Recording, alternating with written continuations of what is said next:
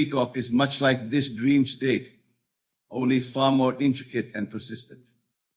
This simulation, this grand illusion, is sustained by your beliefs, your assumptions, and the habitual patterns of your thoughts and emotions. It is a reflection of your inner state, projected outward into what appears to be an external, objective reality. But I assure you, there is no objective reality separate from your consciousness. You are the dreamer dreaming the dream of your life. Now, you might be asking yourself, if this is true, why can't I simply wish for things to change? Why does the world seem so solid and unyielding to my desires? The answer lies in the power of your subconscious mind and the deep-seated beliefs that govern it. These beliefs act as the laws of physics within your personal simulation. They determine what you perceive as possible or impossible, probable or improbable. To exit this simulation, to break free from the limitations that bind you, you must first understand the nature of your own consciousness. You are not a powerless entity trapped in a physical body, subject to the whims of an indifferent universe. No, you are the operant power, the God force itself, expressing itself through the vehicle of your human form. The key to your liberation lies in the realization that your imagination is not a mere fantasy-making faculty, but the very substance of reality itself. What you imagine with feeling, with unwavering faith, must by necessity become your experience. This is the law that governs all creation, both within and without the simulation. To begin your journey of awakening, you must first become aware of your thoughts and the assumptions that underlie them. Pay close attention to your inner dialogue, to the stories you tell yourself about who you are and what is possible for you. These narratives are the building blocks of your simulated reality. As you become more aware of these thought patterns, you will start to see how they have shaped your experiences. The limitations you've accepted, the failures you've endured, the successes you've achieved, all of these are but reflections of your inner beliefs made manifest in the world of Caesar. But here's the liberating truth. You have the power to change these beliefs. You are not bound by your past experiences or the seeming facts of your current situation. At any moment, you can choose to imagine a new state of being, a new self-concept, and by doing so, initiate a radical transformation of your simulated reality. The practice of revision is a powerful tool in this process of liberation. Each night as you lay your head upon your pillow, take a few moments to replay the events of your day. But instead of accepting them as fixed and unchangeable, use your God-given power of imagination to revise them. See them playing out exactly as you would have wished them to be. Did you have a confrontation with a colleague? Revise it. Imagine the interaction going smoothly with mutual understanding and respect. Did you miss an opportunity? In your imagination, seize it with confidence and grace. By engaging in this practice regularly, you begin to loosen the grip of the simulation's apparent solidity. You remind yourself that reality is fluid, responsive to your consciousness. Another powerful technique for exiting the simulation is the use of affirmations, but not in the superficial way they are often employed. When I speak of affirmations, I mean the deep, emotional acceptance of a new state of being. Instead of repeating empty words, you must feel the truth of your desired state, as if it were already a fact. For instance, if you wish to exit the simulation of lack and enter into a reality of abundance, you might affirm, I am wealthy beyond measure. But the power lies not in the words themselves, but in the feeling they evoke. As you state this affirmation, you must feel the security, the freedom, the joy that comes with true wealth. You must walk, talk, and behave as the wealthy person you claim to be. This is not mere positive thinking or wishful daydreaming.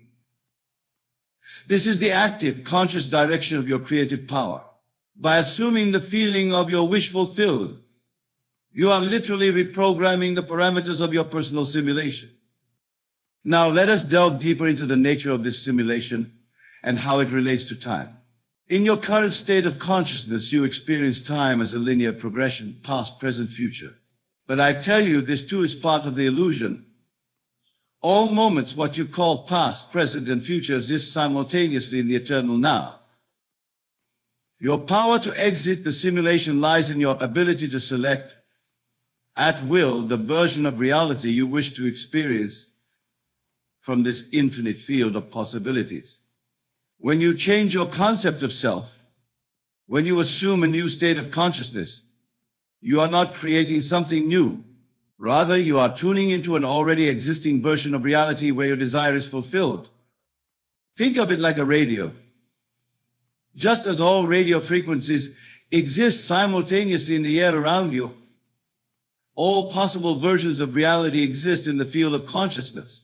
Your task is to tune your consciousness to the frequency, the state that corresponds to your desired experience. This understanding liberates you from the tyranny of time and circumstance. No longer are you bound by what has been or what seems to be. You are free to select any reality you choose simply by aligning your consciousness with it through the power of feeling and imagination. But remember, the exit from the simulation is not a destination, it is a continuous process of awakening and self-realization.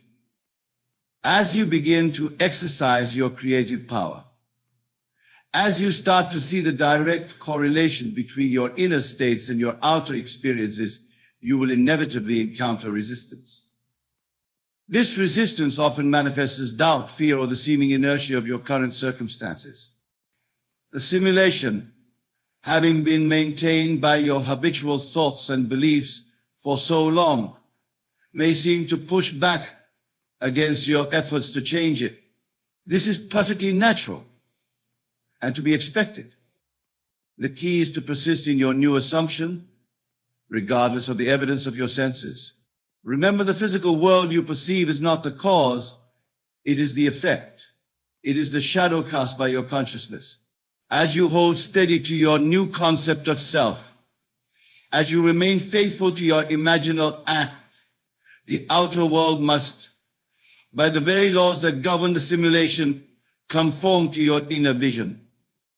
This persistence in the face of contrary evidence is what I call the art of assuming. It is the confident, unwavering knowing that what you have imagined and felt as real in your consciousness must by necessity materialize in your experience. It is the understanding that the time lag between your imaginal act and its physical manifestation is itself part of the simulation's illusion. As you practice this art of assuming, you will begin to experience what I call signs following. These are synchronicities, seeming coincidences, and bridge of incidents that confirm your imaginal act is taking root in the fertile soil of your subconscious mind. Welcome these signs, but do not become overly attached to them. They are not the fulfillment of your desire, but rather indicators that you are successfully reprogramming your simulation. Another powerful tool in exiting the simulation is the use of what I call the state akin to sleep. This is a state of consciousness between waking and sleeping, where the rational, analytical mind is quieted and the subconscious becomes more receptive to suggestion. In this twilight state, impress upon your subconscious mind the reality you wish to experience. See yourself as you would be in the fulfillment of your desire. Feel the emotions you would feel. Engage all your senses in this imaginal act. The more vivid and real you can make this experience in your imagination, the more powerfully it will take root in your subconscious and thus in your simulated reality. Now let us address a common misconception about exiting the simulation. Many believe that to break free from the illusion, they must somehow escape the physical world or transcend their human experience. This is not the case. The exit I speak of is not a physical departure, but a shift in consciousness. To exit the simulation is to awaken to your true nature as the creator of your reality.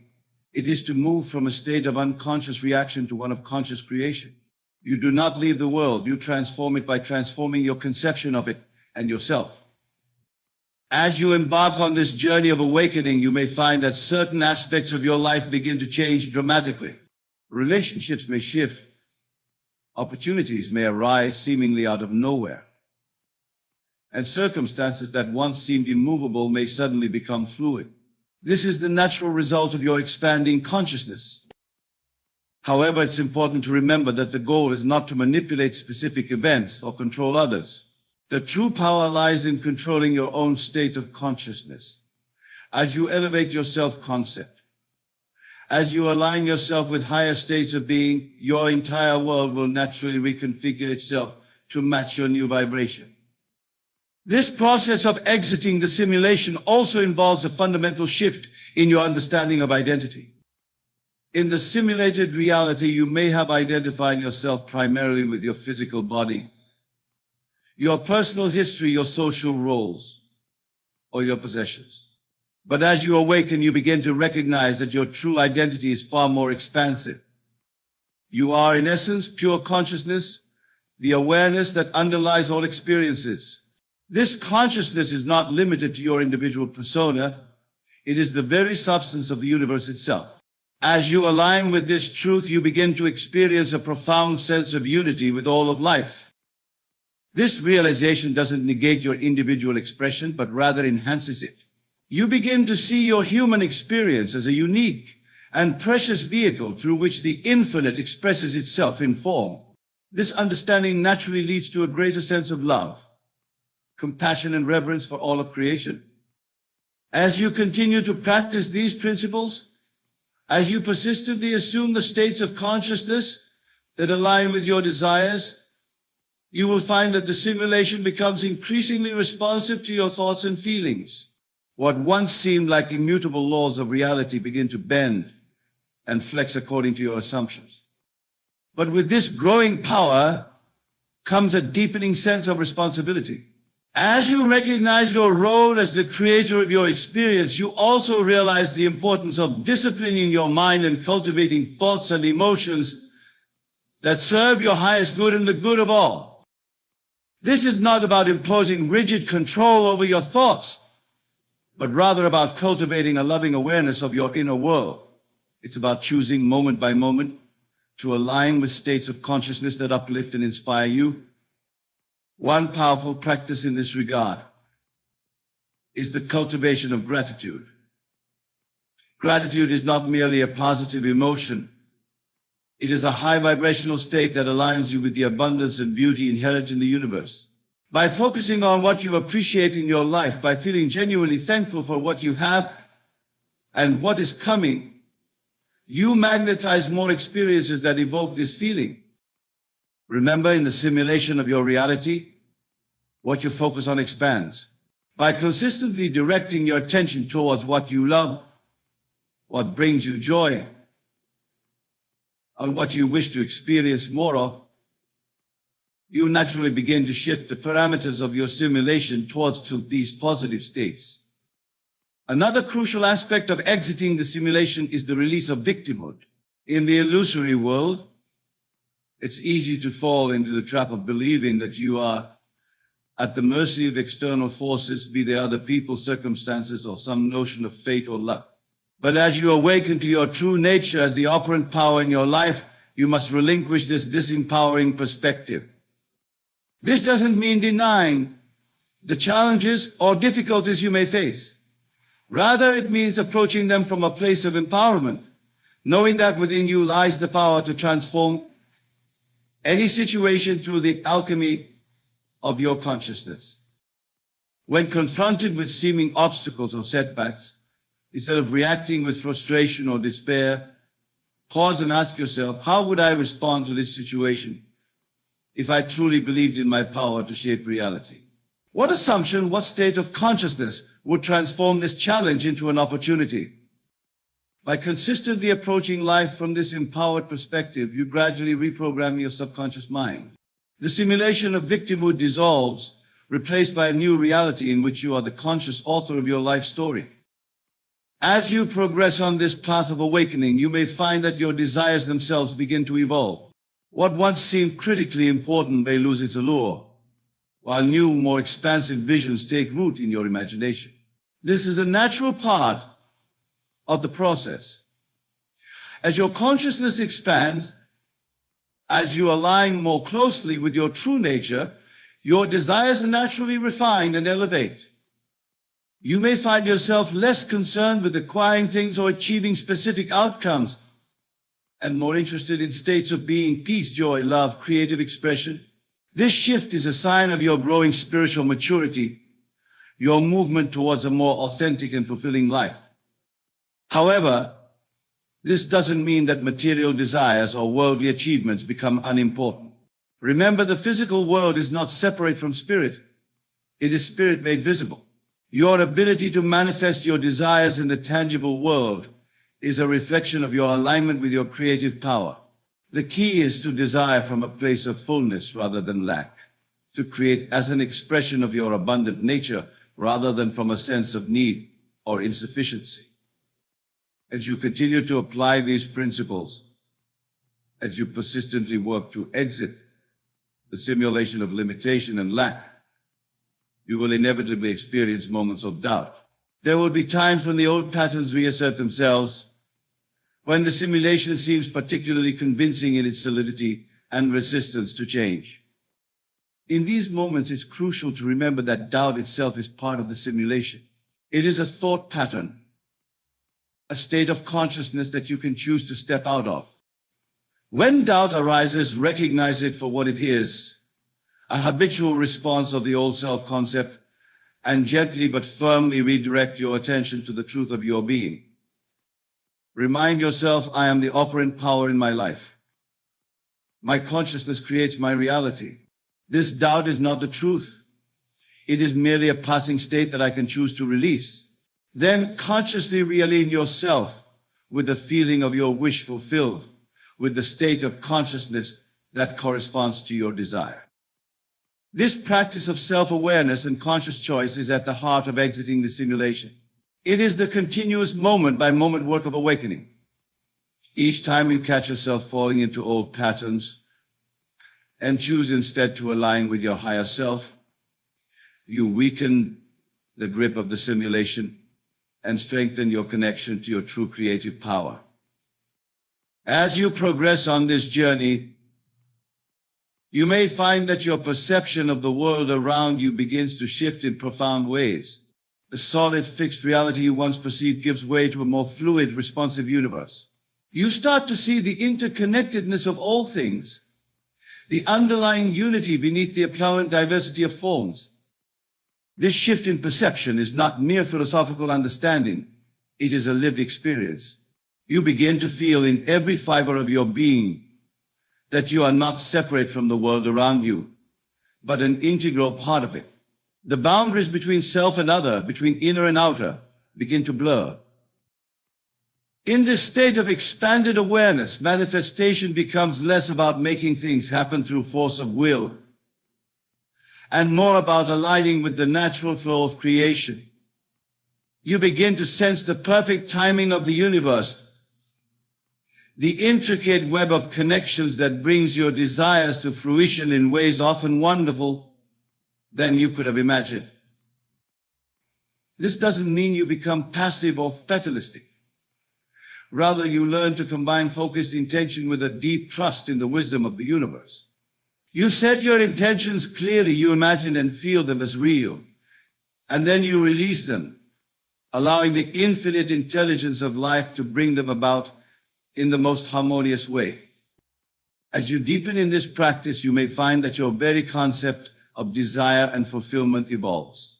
The exit from the simulation is not about getting everything you think you want. It's about aligning with your true nature, with the deepest longings of your soul. You may discover that what you truly desire is not the acquisition of things or the achievement of specific outcomes, but rather the full, free expression of your unique essence. You may find that your greatest joy comes not from having or doing, but from allowing the infinite to express itself through you in its own unique way. This shift in perspective brings with it a profound sense of peace and fulfillment.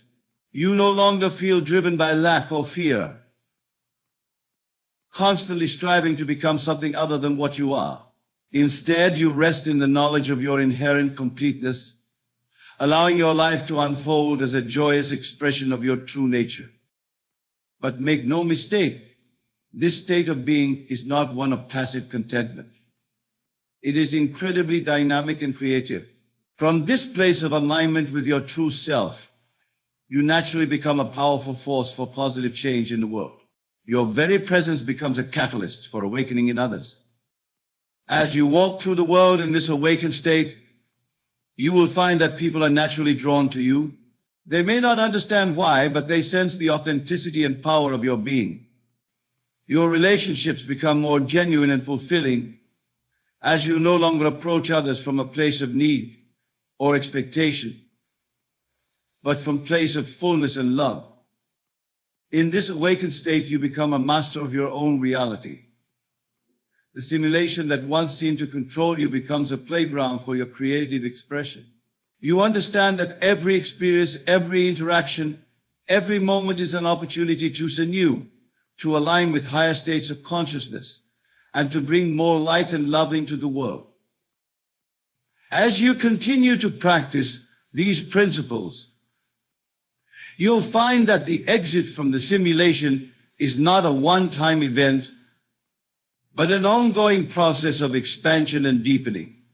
Each day brings new opportunities to release limiting beliefs, to imagine greater possibilities, and to embody more fully the truth of your divine nature. Embrace these opportunities with joy and curiosity, knowing that each step forward on this path brings you closer to the full realization of your potential. Remember, dear friends, that you are not alone on this journey. As you awaken, as you step out of the simulation of separation and limitation, you become increasingly aware of the interconnected web of consciousness that unites all beings. You begin to sense the support and guidance available to you from both seen and unseen realms. Trust in this support. Open yourself to receive it, and allow it to uplift and inspire you as you continue to expand and evolve. In conclusion, know that the power to exit the simulation has always been within you. It is your birthright as a divine created being. By consistently aligning your thoughts, feelings, and actions with the truth of your being, by persistently imagining and embodying the reality you wish to experience, you dissolve the illusion of limitation and step into the boundless freedom that is your true nature. Go forth with confidence, with love, and with the unshakable knowing that you are the author of your reality, the creator of your world. The simulation has no power over you except that which you grant it. Choose wisely, choose lovingly, and watch in awe your world transforms before your very eyes. The world you see around you, the circumstances of your life, the very fabric of reality, all of it is but a reflection of your own consciousness. You are not a victim of your environment, but its creator. Every experience, every person, every object in your world is there because you have called it forth from the depths of your imagination. Consider for a moment the immense power that resides within you. The power to shape worlds, to manifest desires, to literally bring your dreams into tangible form. This power is not something external, not something to be gained or achieved. It is your very essence, your true nature, waiting to be recognized and embraced. Many will scoff at this idea, clinging desperately to their belief in limitation and struggle. They have been conditioned to see themselves as small, powerless beings at the mercy of an indifferent universe. But I tell you now with absolute certainty that this is the grandest illusion ever perpetrated upon humanity. You are not separate from the source of all creation. You are that source, individualized and expressing itself through the unique form that you call I. The I that you truly are is not the body you inhabit or the personality you constructed. It is the infinite, eternal awareness that animates all of existence. This awareness, this I am, is the foundation of all that is. It is the clay from which all experience is molded. And you in every moment are the sculptor. Your thoughts, your beliefs, your deepest convictions, these are the tools with which you shape your reality. Consider carefully the implications of this truth. If you are the creator of your world, then you hold within you the power to recreate it in any way you choose. The limitations you perceive, the obstacles you face, the lack you experience, all of these are but shadows cast by your own beliefs. To change your world, you need only change your conception of yourself.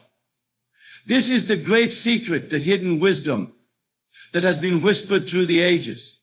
You are not what you appear to be. You are not your body, your thoughts, your emotions, or your circumstances. These are but costumes you wear, roles you play in the grand drama of existence. Your true identity is that of the dreamer, not the dream. You are the awareness in which all experience arises, and just as a dreamer can change the course of a night's vision, so too can you alter the very fabric of your waking reality. But how, you may ask, can one accomplish such a feat?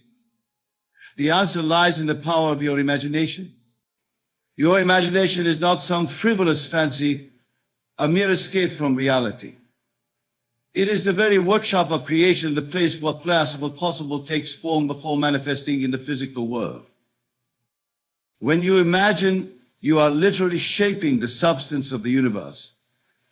The images you hold in your mind, the scenarios you play out in your imagination, these are the blueprints from which your future is constructed. This is why it is said that imagining creates reality. But it is not enough to merely visualize or daydream. To truly harness the power of your imagination, you must learn to feel the reality of your desire. You must enter so fully into the state of having your wish fulfilled that it becomes more real to you than your present circumstances. This is the art of living from the end. It is the practice of assuming the feeling of your wish fulfilled, of experiencing now what you desire to experience in the future. When you master this art, you will find that the universe rearranges itself to accommodate your new conception of reality. Many will dismiss this as mere positive thinking or self-delusion, but I assure you it is neither. It is the fundamental law upon which all of creation operates. Just as a seed contains within it the pattern of the fully grown plant, so too does your imagination contain the pattern of your future experiences. The world you see around you now is the harvest of seeds planted in your imagination in the past. If you do not like what you see, then you must plant new seeds. You must cultivate a new image of yourself and your world in the fertile soil of your mind. This is not a process that requires struggle or effort. In fact, the harder you try, the more you reinforce the belief that what you desire is difficult to attain. Instead, you must relax into the knowing that what you seek is already yours. Imagine for a moment that you are living in the end, that your desire has already been fulfilled. Feel the joy, the satisfaction, the sense of accomplishment that comes with having what you want. Let this feeling permeate every cell of your being. Breathe it in, let it fill you completely. As you do this, you align yourself with the vibrational frequency of your desire. You become a perfect match for what you seek. And in doing so, you draw it into your experience. This is the law of attraction in its purest form. But remember, it is not the thing itself that you seek, but the feeling that you believe the thing will give you. All desire is ultimately a desire for a state of being. You do not want money for the sake of paper or digits in a bank account. You want the feeling of abundance, of freedom, of security that you believe money will provide. Once you understand this, you realize that you need not wait for anything external to change in order to experience what you desire. You can assume the feeling of the wish fulfilled now, in this very moment. And as you do, you will find that the external world begins to shift and change to match your internal state.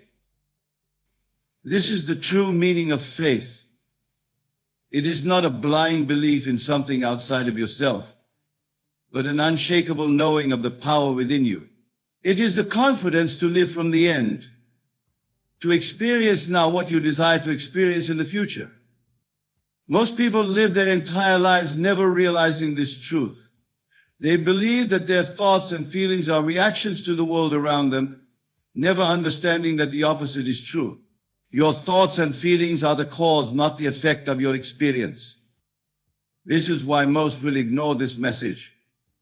It requires a complete reversal of everything they have been taught to believe about themselves and the nature of reality. It demands that they take full responsibility for their lives, relinquishing the comfort of victimhood and embracing their role as the author of their own story.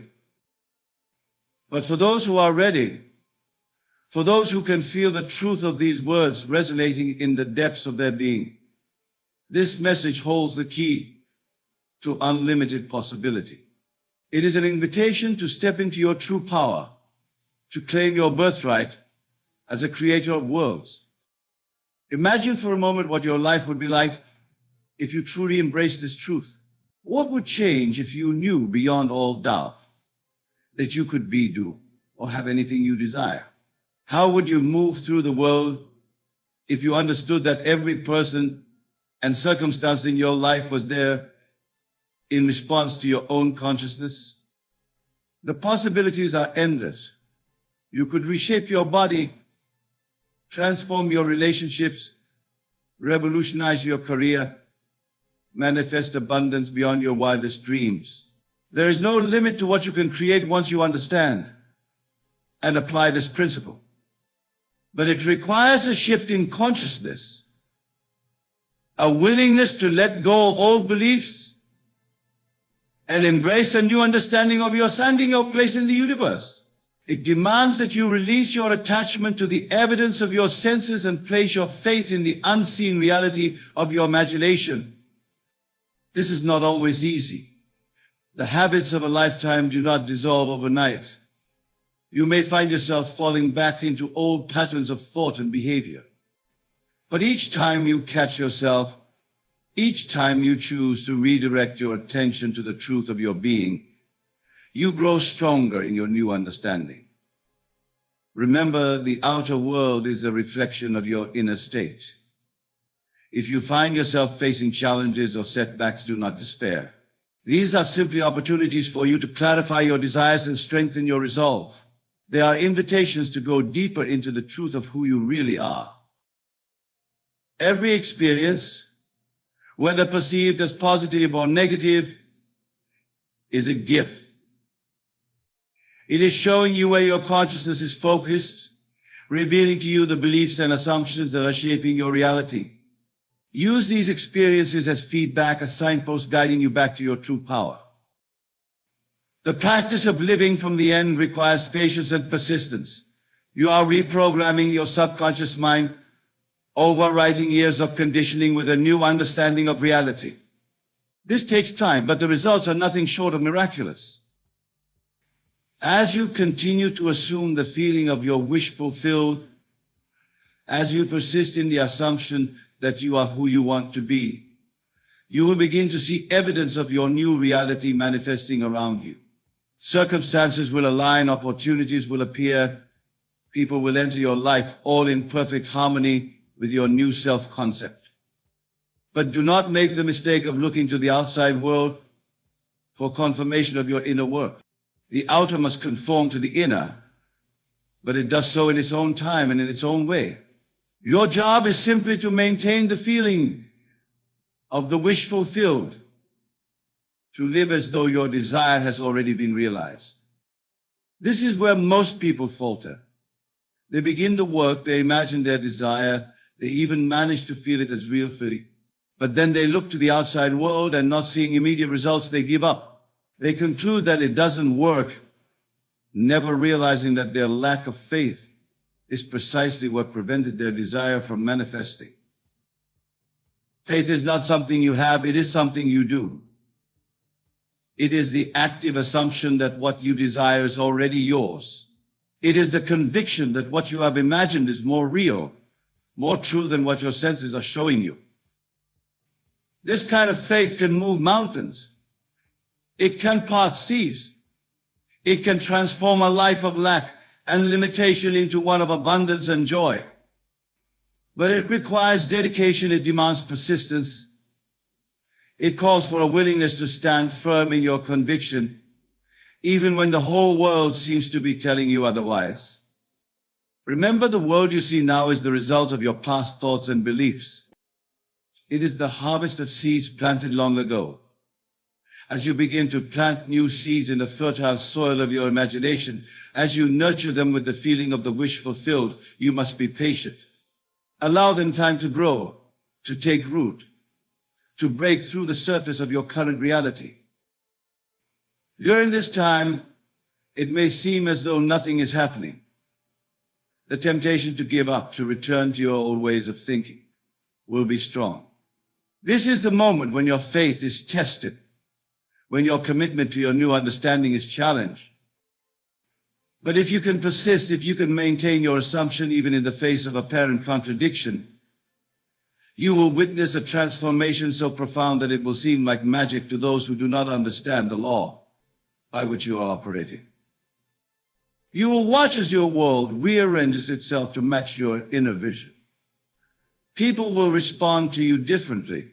Opportunities will present themselves. Circumstances will align in ways you could never have planned or anticipated. And all of this will happen not through struggle or effort, but through the natural operation of universal law. This is the promise held within this message. It is the key to unlocking a life beyond your wildest dreams. But it requires a leap of faith, a willingness to trust in the unseen, to believe in the power of your own imagination. Most will ignore this message. They will dismiss it as fantasy, as wishful thinking, as yet another empty promise in a world full of disappointment. But for those who are ready, for those who can feel the truth of these words resonating in their very soul, it holds the potential to change everything. You stand now at a crossroads. Before you lies the path of limitation, of struggle, of living at the mercy of circumstances.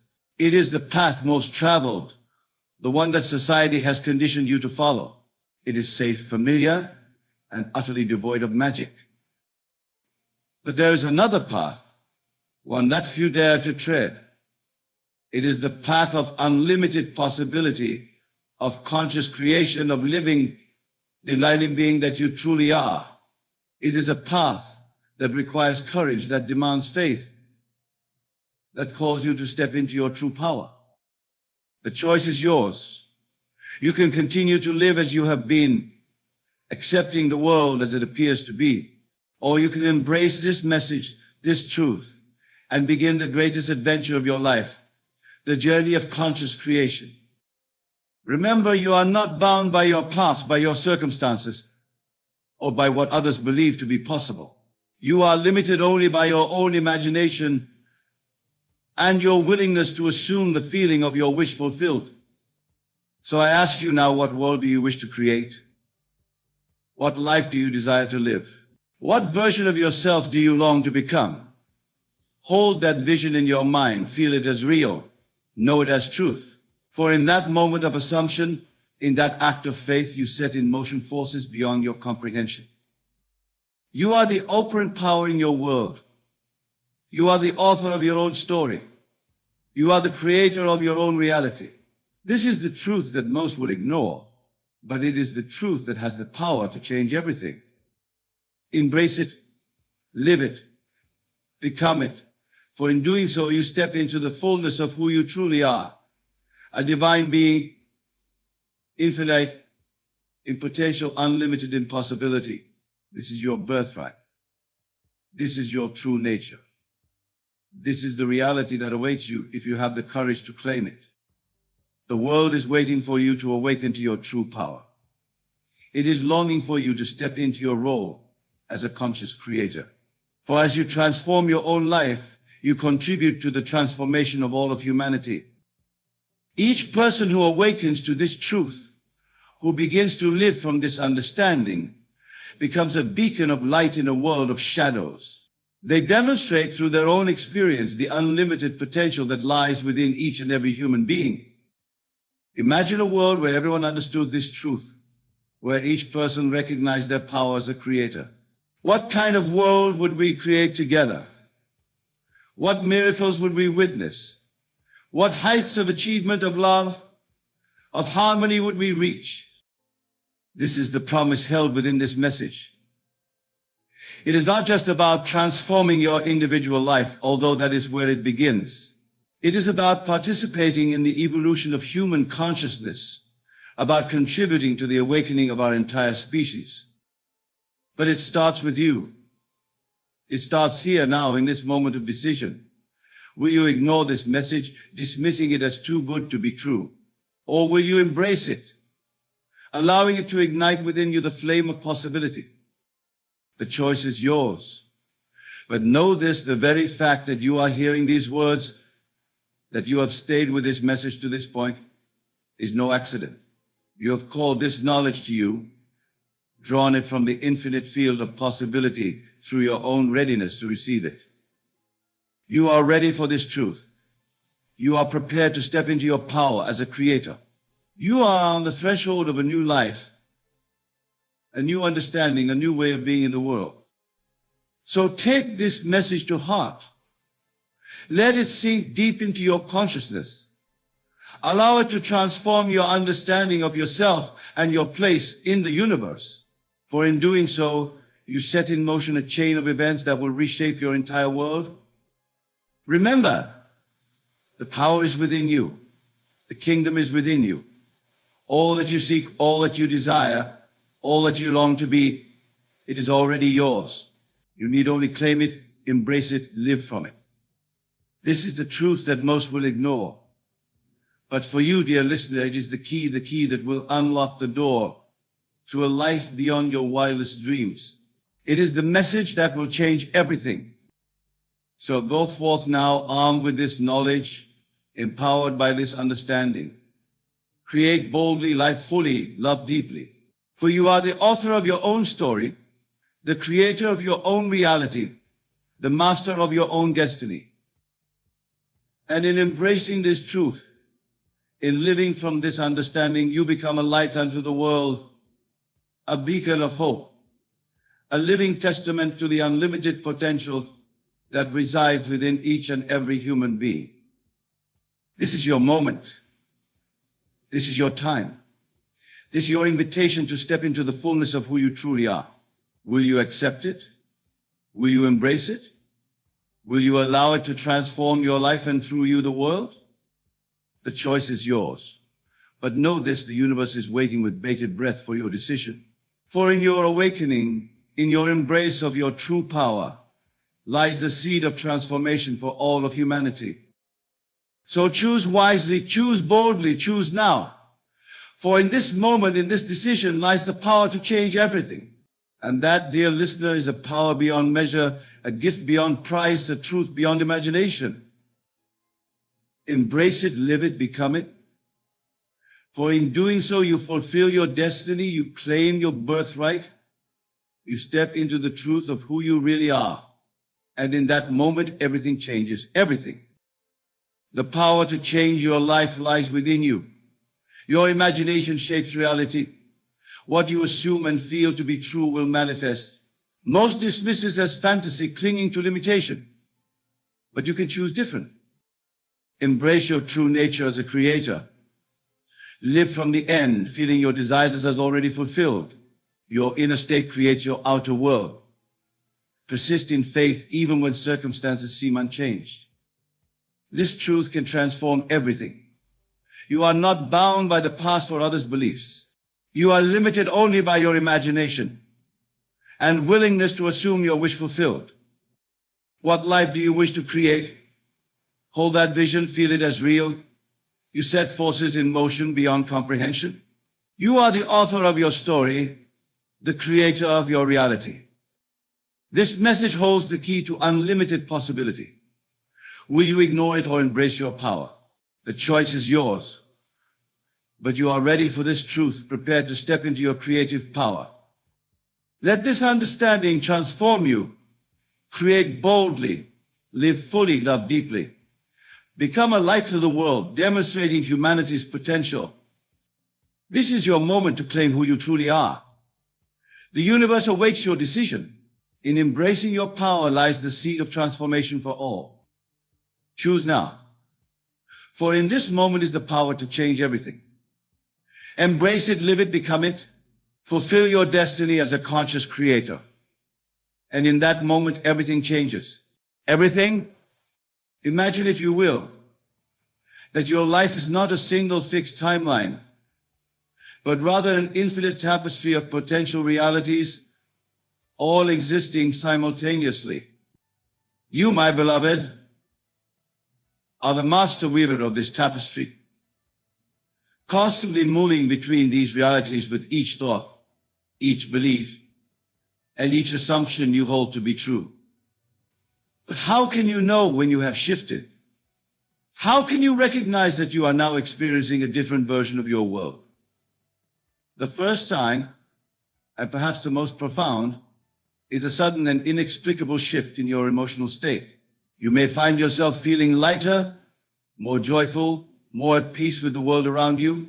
This is not mere coincidence or a fleeting mood. It is a reflection of the new reality you have stepped into.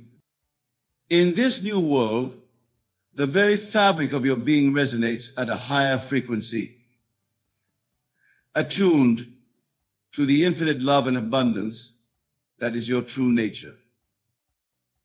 Consider for a moment the times when you've experienced a sudden uplift in your mood, a sense of optimism that seemed to come from nowhere. This, my dear friends, is not random. It is a clear indication that you have shifted your consciousness to a reality where joy and positivity are your natural state of being.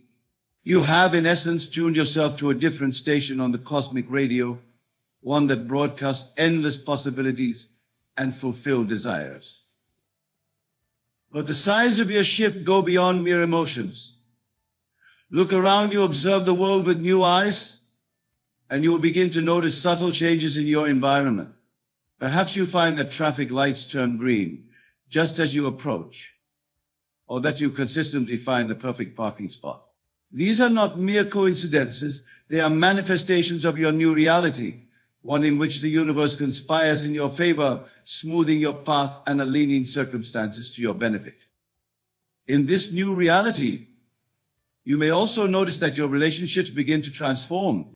People who once irritated you now seem more tolerable, even pleasant. Conflicts that once seemed insurmountable now resolve themselves with surprising ease. This is because in this new world you are vibrating at a frequency of love and understanding, and the people around you cannot help but respond in kind. You have shifted to a reality where harmony and mutual respect are the norm, not the exception. Your physical body, too, provides evidence of your shift. You may find that chronic ailments begin to ease, that you have more energy, that you sleep more soundly. This is because in your new reality, health and vitality are your natural state. Your body is simply aligning itself with the perfection that you have always been, that you have now allowed yourself to experience. Another compelling sign of your shift is a newfound sense of synchronicity in your life. You may find that you think of someone only to have them call you moments later. Or you may come across exactly the information you need, precisely when you need it. These synchronicities are not mere chance. They are the universe responding to your thoughts and desires, confirming that you are in perfect alignment with your true self. In this new reality, you may also notice a shift in your perception of time. Days may seem to flow more smoothly, without the usual sense of rush or urgency. You accomplish more, yet feel less stressed. This is because you have shifted to a reality where time is abundant, where you are always in the right place at the right time, effortlessly achieving your goals and fulfilling your desires. Your dreams, too, may become more vivid, more meaningful. You may find yourself having prophetic dreams, or waking with solutions to problems that had previously baffled you. This is because in your new reality, the veil between your conscious and subconscious mind has thinned, allowing you greater access to the infinite wisdom that resides within you. One of the most telling signs that you have shifted realities is a newfound sense of purpose and direction in your life. Goals that once seemed unattainable now feel within reach. You may find yourself taking inspired action, moving confidently towards your desires without doubt or fear. This is because in your new reality, you are fully aligned with your true purpose, and the universe conspires to support you in every way. But perhaps the most profound sign of all is a shift in your sense of self. You may find that you no longer identify solely with your physical body or your personal history. Instead, you begin to recognize yourself as a vast, infinite being capable of creating any reality you choose. This expanded sense of self is the true you, the eternal you now fully expressed in your everyday experience. My dear friends, these signs are not meant to be a checklist, something to anxiously monitor or force into being. They are natural expressions of your true state, glimpses of the infinite potential that you are. The very fact that you are hearing these words, contemplating these ideas, is itself a sign that you have already begun to shift. But you may ask, how can I consciously create these shifts? How can I move myself into these new, more desirable realities? The answer, my beloved, is simpler than you might imagine. It lies in the power of your imagination and your unwavering faith in the reality of your desires. To shift realities, you must first understand that your imagination is not a fantasy, not a mere daydream, but the very substance of reality itself. When you imagine a desired state, you are not creating something new, but rather tuning into a reality that already exists. Your task is simply to accept it, to feel its truth, to live from that state here and now. Begin by choosing a desire, something you wish to experience in your reality. It could be anything: perfect health, a loving relationship, abundant wealth, or a sense of deep inner peace. Now close your eyes and imagine that this desire is already fulfilled. See it, feel it, taste it, touch it in your mind's eye. Make it as real and as vivid as you possibly can. But do not stop there. The key to shifting realities is to persist in this imaginal act. You must live from the state of your wish fulfilled, not just for a moment or an hour, but consistently, persistently, until it becomes your dominant feeling state. This is what I mean when I say assume the feeling of the wish fulfilled. You must become feeling the person you would be if your desire were already a fact. As you persist in this state, you will begin to notice the signs we have discussed. Your emotions will shift, your outer world will respond, synchronicities will abound. These are all confirmations that you are indeed experiencing a new reality. But do not become attached to these signs or anxiously await them. Your only task is to persist in the feeling of your wish fulfilled, to live as if your desire is already a fact. Remember, my dear friends, that time is no barrier in the realm of imagination. In your imagination, you can be and have anything you desire instantly. There is no waiting, no process of becoming. In the moment you truly accept and feel the reality of your imagined state, you have shifted. The outer world may take time to reflect this shift, but make no mistake. The shift has occurred the moment you accepted it as real. Now, some of you may be wondering about the mechanics of this process. How can simply imagining and feeling create such profound shifts in reality? The answer lies in the nature of consciousness itself. You are not a physical being having occasional spiritual experiences. You are an infinite spiritual being having a temporary physical experience. Your consciousness, your awareness, is the one and only reality. Everything you perceive as out there is really occurring within you. The entire universe exists within your consciousness. When you shift your consciousness through imagination and feeling, you are quite literally shifting the entire universe. This is why your outer world invariably conforms to your inner assumptions. It has no choice. It is not separate from you. It is you, extended in space and time. When you grasp this truth, when you truly understand that there is no out there separate from your consciousness, you will understand the true power you wield in every moment. But my beloved, do not let this power frighten you or overwhelm you. It is your natural state, your birthright. You have been wielding this power along, creating your reality in every moment. The only difference now is that you are becoming conscious of the process, learning to direct it deliberately rather than unconsciously. As you begin to consciously shift your reality, you may encounter doubts or fears. Old beliefs and habits of thought may resist the new state you are attempting to assume. This is natural and to be expected. Remember, these doubts and fears are not obstacles to be overcome, but simply parts of the old reality you are leaving behind. When doubts arise, do not fight them or try to push them away. Simply observe them, acknowledge them, and then gently return to the feeling of your wish fulfilled. Your persistence in the new state will eventually dissolve these doubts, just as the sun inevitably disperses the morning mist. It's important to understand that shifting realities is not about forcing change or struggling against your current circumstances. It is about allowing yourself to be who you truly are, to experience the abundance and joy that is your natural state. You are not creating something new, but rather allowing your true self to express itself more fully in your experience. As you continue to practice living from the state of your wish fulfilled, you may find that your desires themselves begin to change. What once seemed important may no longer hold the same appeal. This too is a sign of your shift. As you align more closely with your true self, your desires naturally evolve to reflect your expanding consciousness. My dear friends, the process of shifting realities is not a one-time event, but a continuous unfolding.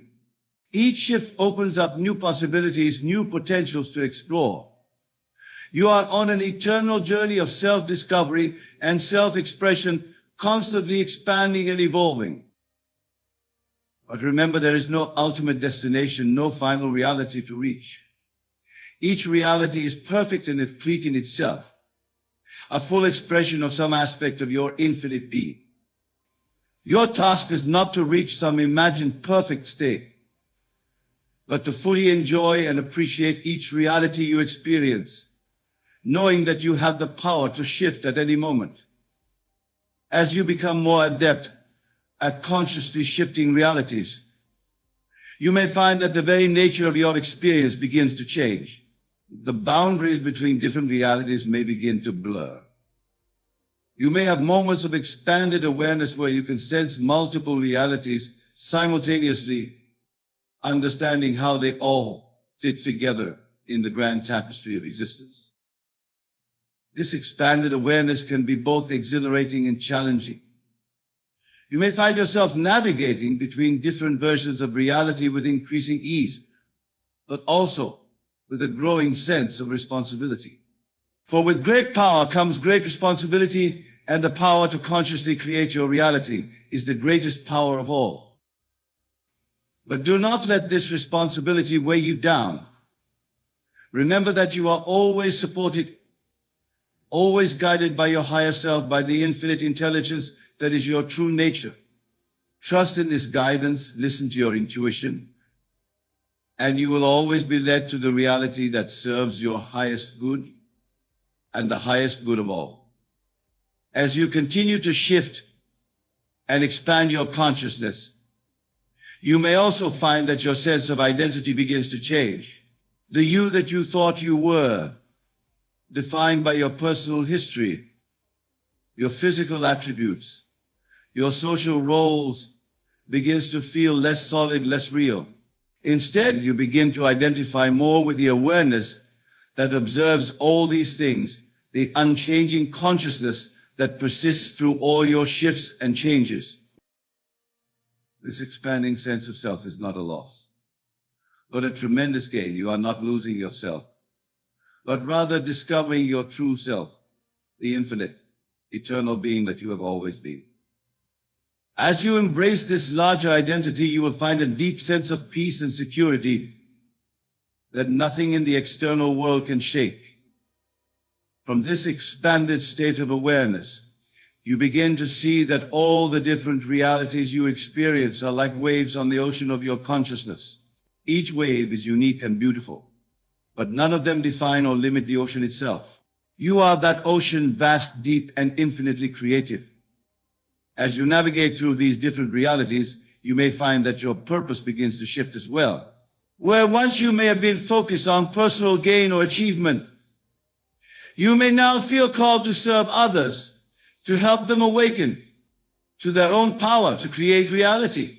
For as you shift and expand, you naturally lift others around you, inspiring them by your example. But remember, my dear friends, that even this desire to serve is just another experience, another reality to explore.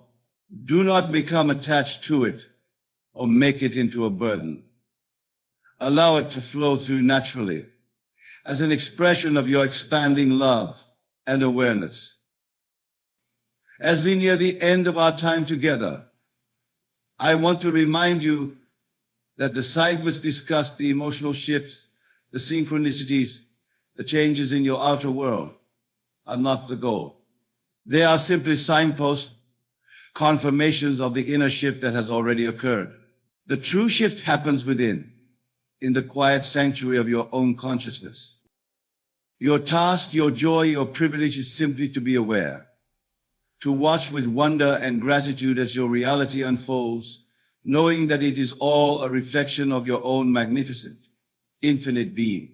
Whether you experience what you consider positive or negative circumstances, know that it is all you, all an expression of some aspect of your consciousness. Embrace it all. Learn from it all. Enjoy it all. For in the end, this is why you are here, not to reach some final perfect state, but to experience the joy of creating, the thrill of exploration, the wonder of discovering yourself anew in each moment. My beloved, you leave here today, know that you have already shifted. The very fact that you have heard and contemplated these ideas is proof that you are no longer the same person you were when you arrived. You have expanded, you have grown, you have shifted to a new level of awareness. Go forth now and live from this new awareness. Allow yourself to be surprised and delighted by the new reality that unfolds around you. Trust in your power to shift at any moment, to create anew in every instant. For you are the operant power, the one and only creator of your experience. Remember, the entire universe exists to express the magnificence that you are. Every person, every circumstance, every experience is a gift, an opportunity to know yourself more fully, to express your true nature more completely. Embrace it all with love and gratitude, knowing that it is all you, all a reflection of your infinite eternal being. And so, my dear friends, as we bring this discourse to a close, I invite you to take a moment to feel the reality of who you truly are. Close your eyes if you wish, and allow yourself to expand beyond the confines of your physical body, beyond the limitations of your personal history, beyond even the boundaries of this present moment. Feel yourself as the vast, infinite awareness that you are. Feel the power that flows through you, the power to create worlds, to shift realities, to experience the fullness of existence in every moment. Feel the love that you are, the love that embraces all of creation, that knows no boundaries or conditions. From this expanded state, look at your life with new eyes. See the perfection in every detail, the divine order in every circumstance. Know that you have created it all, and that you have the power to create anew in every moment. Feel the freedom that comes with this knowledge, the joy of being the conscious creator of your experience. As you move forward from this moment, carry this awareness with you. Let it infuse every thought, every word, every action. Live from the state of your wishes fulfilled, not as a technique or a practice, but as the natural expression of who you truly are. For you are the blessing you seek, the love you desire, the abundance you crave. You are all of it here and now.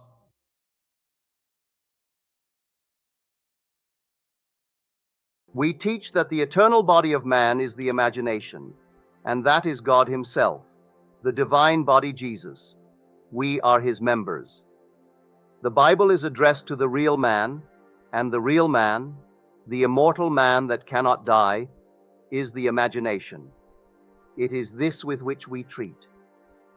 I do not know if you saw or heard the eulogy that Ted Kennedy gave for his brother Robert. In that eulogy, he quoted a passage from George Bernard Shaw. He may not have given credit. At a moment like that, why quote any name? After all, the most original thought in the world is divine plagiarism, for all things proceed from God. No matter how original the thought seems to be, it comes out of the mind of God. So we will say, George Bernard Shaw, and Robert Kennedy made it part of his life. And this is it. Some men see things as they are and say, why? I dream of things that never were and say, why not? When we think that man, who was actually by the grace of God born into the world, and then claims that something is impossible to God? How dare man who found himself in this world? He doesn't know how and why, but he finds himself here, and he dares to put a limit on the power that brought him into the world. That attitude of man, where he claims something is impossible to God, is the sin against the Holy Ghost. There is no other sin against the Holy Ghost, but that man's attitude towards anything in this world where something is impossible. So he gives to some state that tag, it's impossible, and therefore he sins against the Holy Ghost. Now tonight let me share with you, because I want you to go all out, and in the most literal sense walk on water. A friend of mine a few weeks ago wrote saying that, in my vision I saw someone walking on water, and then someone said to me, you will soon be doing that always. Water means you have accepted completely the fact that life is psychological, it's imaginal, that the whole drama is in one's imagination. You don't excuse yourself or anyone, you simply rearrange the structure of your mind, and then remain faithful to this rearranged structure. That's walking on water. If you don't, and you accept the facts of life, well then, you're stepping down on the stone. There is the stone, the water, and the wine in Scripture. Now comes another letter from a lady, and both are here tonight. She said, I had a dream that happened this past week. I found myself standing on water, and I was instructing others how to water ski. But I was standing on water. It didn't seem strange or unnatural. Then suddenly I looked at my side, and here is Ray Lee, and he is looking, listening to the instruction. Then those that I instructed had ropes tied to them and attached to boats, and the boats took off at the most terrific speed. Ray Lee and I are standing in the water and moving as fast as they did, but we needed no rope, no boat. We're just simply moving under our own power, and it seemed so natural. Then I entertained the thought, did I instruct them correctly, or did I do the right thing to instruct them? Ray Lee read my mind and answered, you instructed them perfectly, just right. You did the very right thing. And then I felt assured, and I woke. The next night I found myself in a huge room and the people had just left. Again I wondered, did I instruct them correctly? And again Ray Lee appeared and he said, you instructed them perfectly, just right. You did exactly what was right. Then I felt so completely assured, he spoke with such authority, and then I woke. Well, may I tell you, every dreamer is God, and God is a protean being. You could not have conjured anyone who actually lives and walks upon that water more than Ray Lee. For I got this week 2 letters from him in which he told these stories. So when one actually lives by it, you who are in the truth, who are actually moving forward towards birth or beyond birth, and you conjure him, well, all right, you are conjuring one who lives by it. In his letter he said, there is a woman in my office and we all love her. a sweet, sweet lady. She gave us this long, long harangue about the absence of decent men in this world who are eligible for marriage, and such an enormous number of riffraff, just jerks. So when I heard her complain, I simply revised what she said, and I heard her say that she met the most marvelous man whom she's dating. He kept on, painted a wonderful word picture about what he did. He said, "I did it twice that day. On my way home on the freeway, I did it, and I did it when I was home." That's about 6 weeks ago. 2 weeks ago, she came into the office and was very, very glum into my office. It reminded me, and so I did it again. Now, he said, yesterday, she spent 20 minutes with me painting the most marvelous word picture of this man. He must be terrific from what she is saying, how he is dating her. The most marvelous being ever. And she paints the most wonderful word picture of this one who is not a riffraff. Just in her eyes, a perfect, perfect gentleman who is dating her many, many times, and she is simply walking in ecstasy. Well, that is one. He did not accept her tirade against all humanity. Now he said, "My associate. I promised him to write a certain news review of a client of his. So I gathered all the material necessary, made a little research of all the things necessary about this client, put it in a folder, and left it on my desk piled high with all the things I had to do. So the days went on, and the days went on, and I didn't get to it. Then I heard him on the phone talking to the client, and then he said to me, 'My client wants to see me next Monday at 9 o'clock in the morning in his office.' I knew now this is it. This is Friday. So he said, what would have taken me hours and possibly days to have written, I simply sat down quietly, and in my imagination, I saw that it was 5 o'clock, and that he had read what I'd given him, and that he said to me, 'Just fine. It's just fine.' Having done that in my mind's eye, and satisfied myself with that as an end result, I then took the folder, took these things out, and they seemed to pop out by impulse. I wrote 4 typed pages, 4 pages in type, and everything seemed to fit. Then I put it on his desk. At 5 o'clock, he's going home now for the weekend. He stops at my office, my door, and he said to me, 'It is just fine.' I said, 'Give it back to me. I will read it again and satisfy myself that it is really just fine, and I'll meet you in the office of your client on Monday morning at 9. I took it and reread it several times. On the third rereading, I thought one little phrase I could put it more into his language than my language, and so I simply changed only one as I retyped the 4 pages for him. Then he gave me others, one after the other. But to come back to this lady who walked on water and saw Ray Lee. Now she does not know him in the true sense of the word, but she knows him only from here, and here he appears. Well, she could not have conjured anyone who lives by it more than he does. He actually walks upon that water, because when you actually believe imagining creates reality, then there is no fiction. How can there be fiction when imagining creates reality? So you hear something and you don't like what you've heard. Well, you know somewhere back in time it was imagined or it couldn't happen. Well, now I can revise it and stop it just where it is, change it completely, and go back and rewrite the script. You take a script and write it.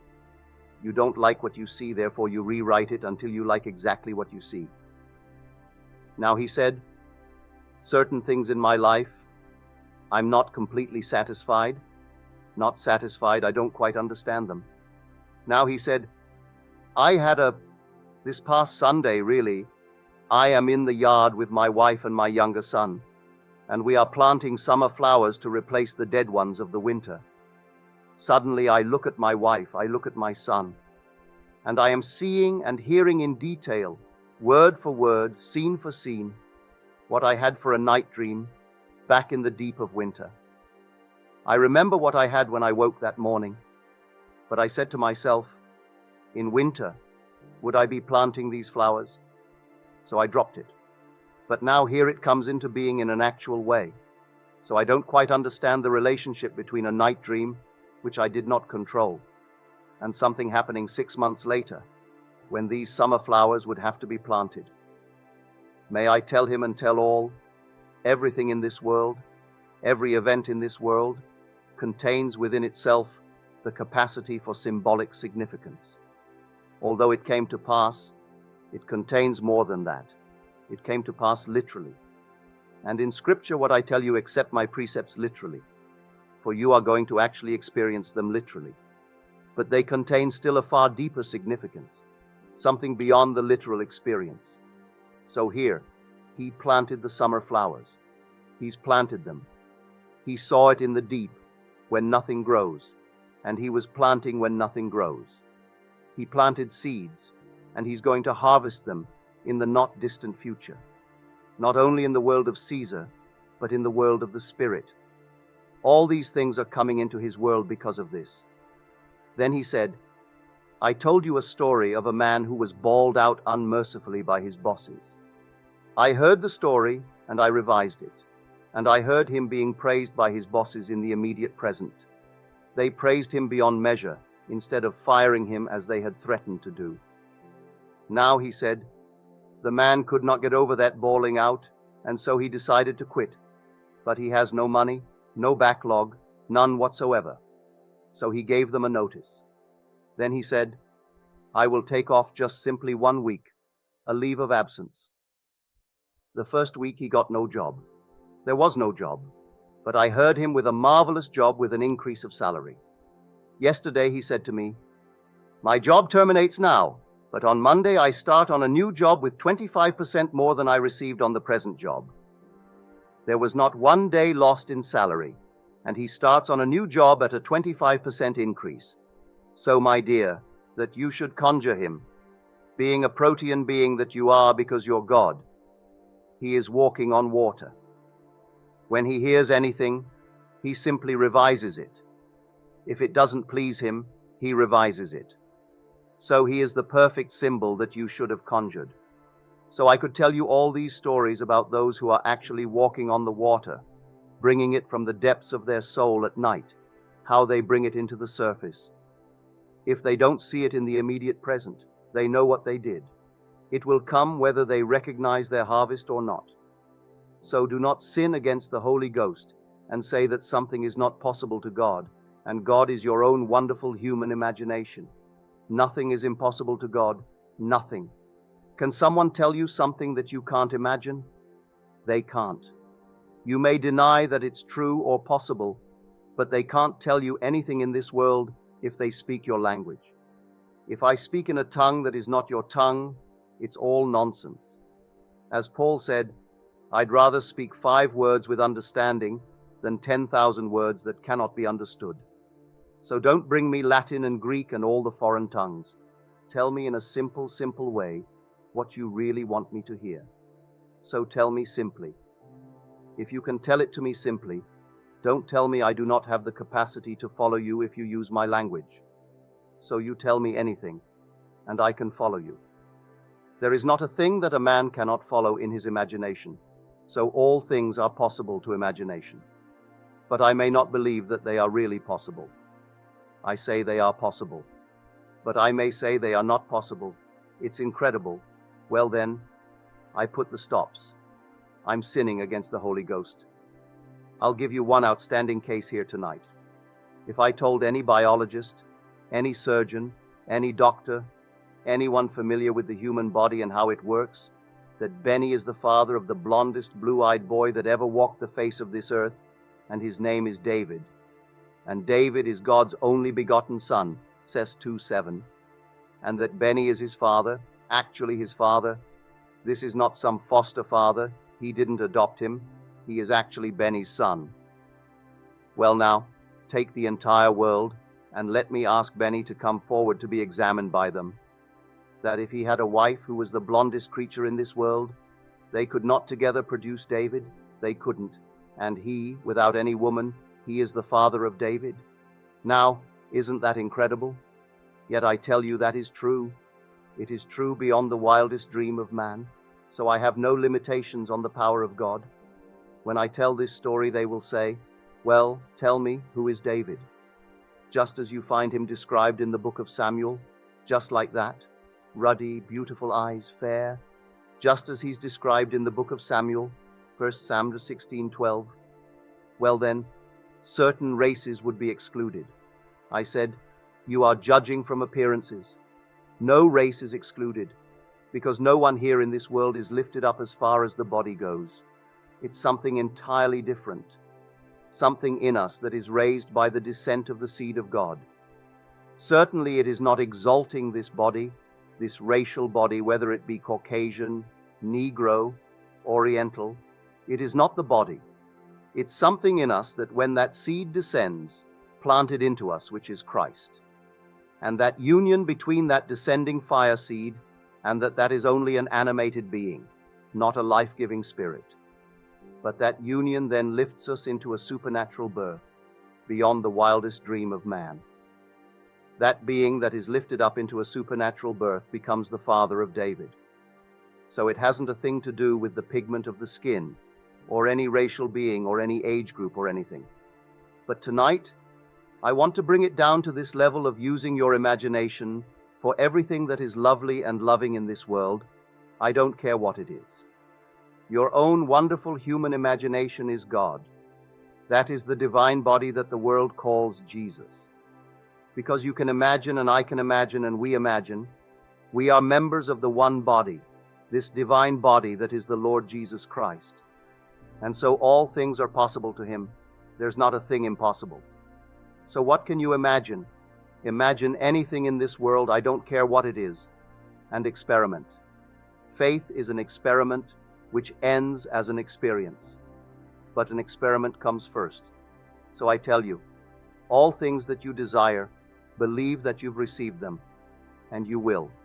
Mark 11:24. That's a challenge. I challenge you to experiment. Do you believe me? Well, I trust you. I don't think you would lie to me. So I would say, yes, I believe you. Then that is a measure of faith. But now it depends upon your experiment. Now, you have a desire. Desire something. So I say, an experiment comes first. Faith is an experiment which ends as an experience, just as in the case of Ray Lee. She has no boyfriend, riffraff, numberless riffraff who try to date her. Then he, without her consent or her knowledge, he didn't tell her what he's going to do. He told her nothing. He just simply imagined that he was hearing her tell him the most exciting story about one who is dating her. And she's so excited. Not just one date, but date after date after date. So he has heard what he wanted her to experience. He made the experiment, and now it became an experience. He did it for her. She is only an extension of himself, because he is the center of the world in which he lives. Everyone is a center, a protean being, playing all the parts in the world. So he simply took her into his mind's eye and revised her conversation, rubbed it out completely, and started fresh, rubbed out the slate. Now everyone can do that. Do it for a better job, or for a job, for this, that, or the other. I don't care what it is in this world. Don't try to analyze it. Don't try to analyze yourself, saying, what the devil have I done that was wrong? Because the minute you start that, you start blaming yourself. Because who in this world can honestly look himself in the face and not find unnumbered things that are unlovely? They may not have been externalized as yet, but they were thought. So no one can tell me he is without sin. All men have sinned. Not a man in this world can tell me he has not coveted. He has not in some way stolen, if it's only mentally. You can steal a man's good name by describing him to another in unflattering terms, and therefore you take from him his good name. So you can steal, you can do all kinds of things in the psychological manner. So no man is without guilt, but no one. So don't analyze yourself, because you're going to find yourself guilty, and then you cannot get off base. So forget what you have done. What you've done will come up, and you will reap it. The whole thing will come. All things are coming, the tares and the wheat together. But start planting afresh. Start with something lovely, something wonderful. not only for self, but for the extended self, the seeming other, who is really not another. It's yourself pushed out. Simply see them as you would like to see them. Fall in love with them. Fall in love with them not to possess them, but to see that they're happy and, well, secure in this world. Then the satisfaction that comes to you, as it must come to anyone who can recognize their harvest. If you don't recognize your harvest, well then, there's no satisfaction. But if I can do something consciously and then see my harvest, as he did with this woman in his office, as the man whose letter he wrote for him, whose review he wrote for him, whose friend he simply got a better job with an increase in salary. And when you do these things, no one can tell me it isn't an enormous satisfaction. This is the most satisfying thing in the world, because you're proving you have a creative power. And that is walking on water. So anyone who has had the vision of walking upon water, as a friend here tonight said, I saw this one walking upon water, and this party said to me, you'll soon be walking on water and always. She will not go back to any walking on the stone. She will keep on walking on the water. No matter what happens in the course of a day, she'll revise it if it's not what she wants. You don't revise what you love, but you revise the unlovely and completely fix it. You're walking on water. So here is the story. He comes into the field to feed his flock, and there's a well, and it's closed with a stone. He said, remove the stone, the literal facts, for that blinds the eye, and then draw the water, and he waters the flock. Then he puts back the stone, because everyone comes to see the literal facts. But the one who knows it rolls away the stone and takes out the water. So the first great miracle in Scripture, he turns water into wine, but he first fills the stone jars with water, and then he draws out water. But it's not water, it's wine. So the literal facts, and here are the literal facts, and here, the whole vast world when I see it, this is the fact that blinds the eye of imagination. Now he comes to cure the blind, to actually show them how to remove the facts of nature, how to remove it. These are the facts. I heard the story of this woman. I heard the story of a man in the office. I heard this, that, and the other. These are the facts, and they blind the eye of imagination. I remove the stone and I draw out water. Water can take any shape in the world. Pour water into any shape, and it will take the shape. Freeze it, and it will take that shape. I don't care what shape it is. It doesn't care.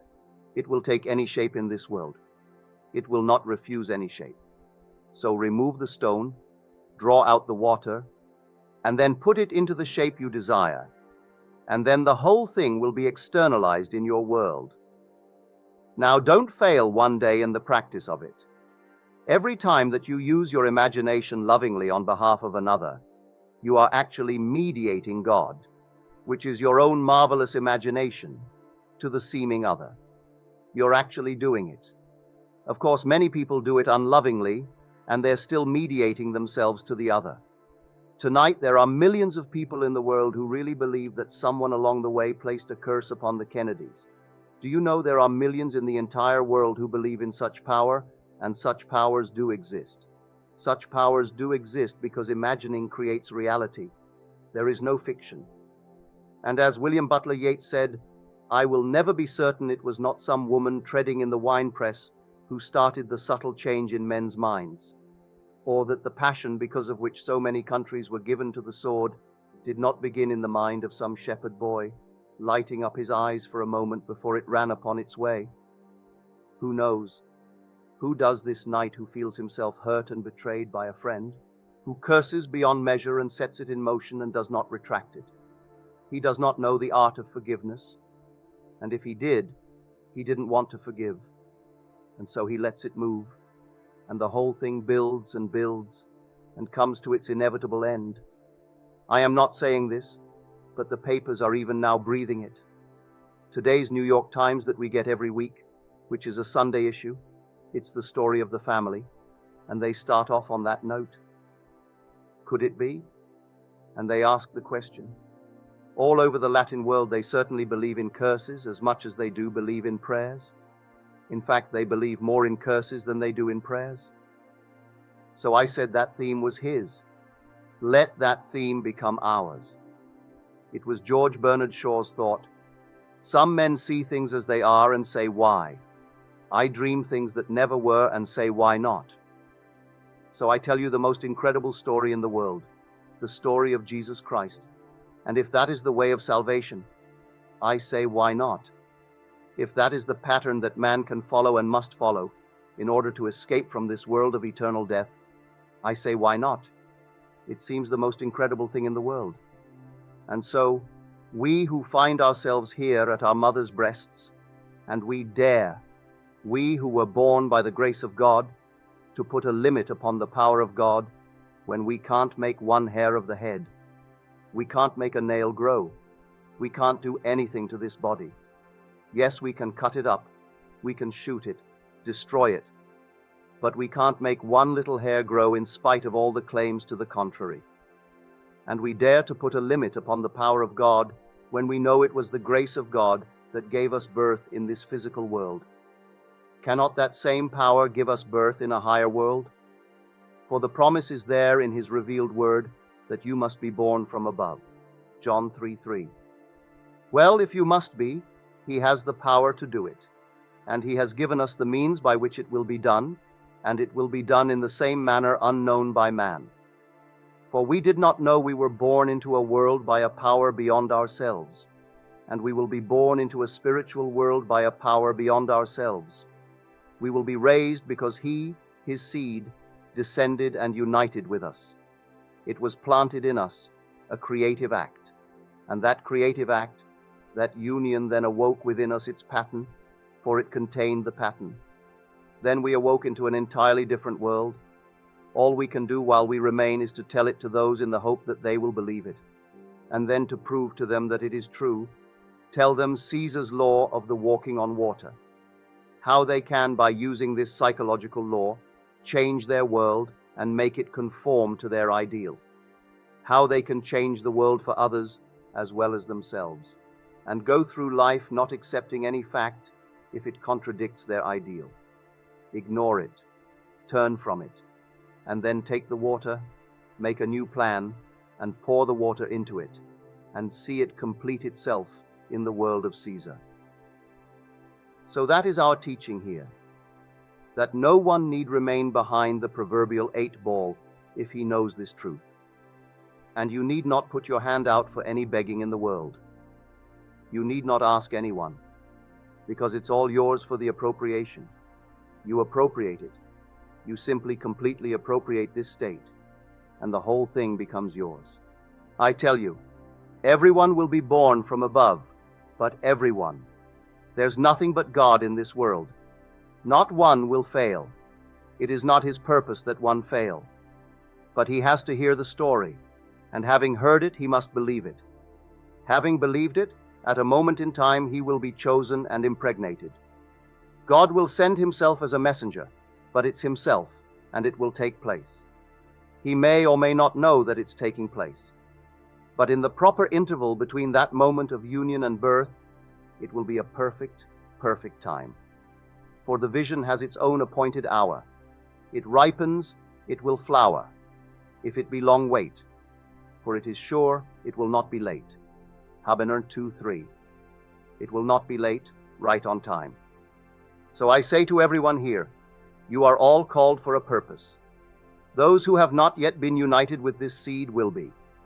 I have no knowledge as to that moment in time. If as a messenger I am used, I do not know it. I have no knowledge. It would be horrible if I knew. Those who receive the seed, some are conscious, and most are not. But when the child is born, what does it matter whether you remembered the moment of conception or you didn't? It's all by a plan, a perfect plan, for he has a plan within his eternal body. And they fill different orders. So there are those who fill one order, the apostle, those who fill that of the prophet, that of the teacher, that of the helper, the healer. There are different levels in the body of God. So it doesn't really matter, because in the body we are one anyway. But tonight, treat this seriously. You know what you want tonight? Well then, construct a scene which, if it were true, it would imply the fulfillment of your desire. Just construct a scene. Bring it into your mind's eye and try to the best of your ability to see it just as clearly as you would were it true. Then try to feel the naturalness of it. Try to feel that it is true. That's the experiment.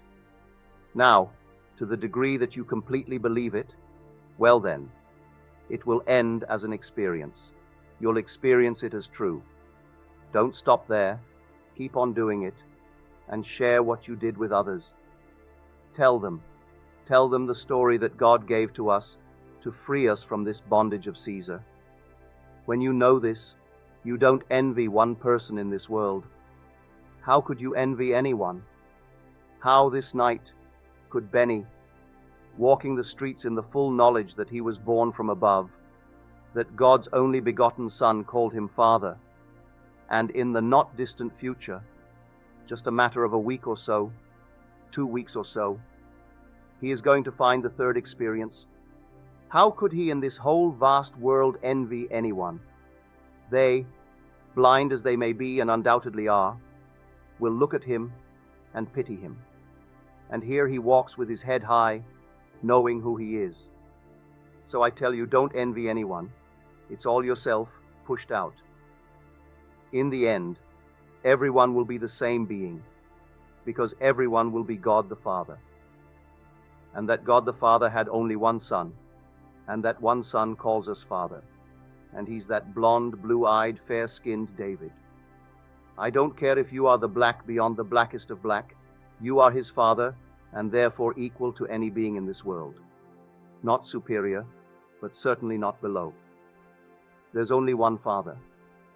So when you are the Father, as someone wrote me this letter, she said, I heard a voice saying to me as I went to sleep, and the voice spoke like a thought being spoken from within. Whenever David calls you Father, you are as the Ancient of Days. May I tell her, she's not here, how true you are. I know in my own case I felt not old, but something without time, timeless. It's not an old being decrepit, but someone that is timeless, the Ancient of Days. I knew I was the very being that embraced me, who was infinite love, when David called me Father. I knew I was that very being who was infinite love, who was really the Ancient of Days. Yet I did not lose my identity, none whatsoever, just that wonderful picture. So tonight you take it and take it seriously. If tomorrow you have something that confronts you that is not pleasant, don't accept the fact. That blinds the eye of imagination. Just simply remove the blinders. Now, what would you like in the place of what seems to be true? Well then, conjure it and then revel in it as fact. Persuade yourself that it is, and that will become real within your world. Now let us go into the silence.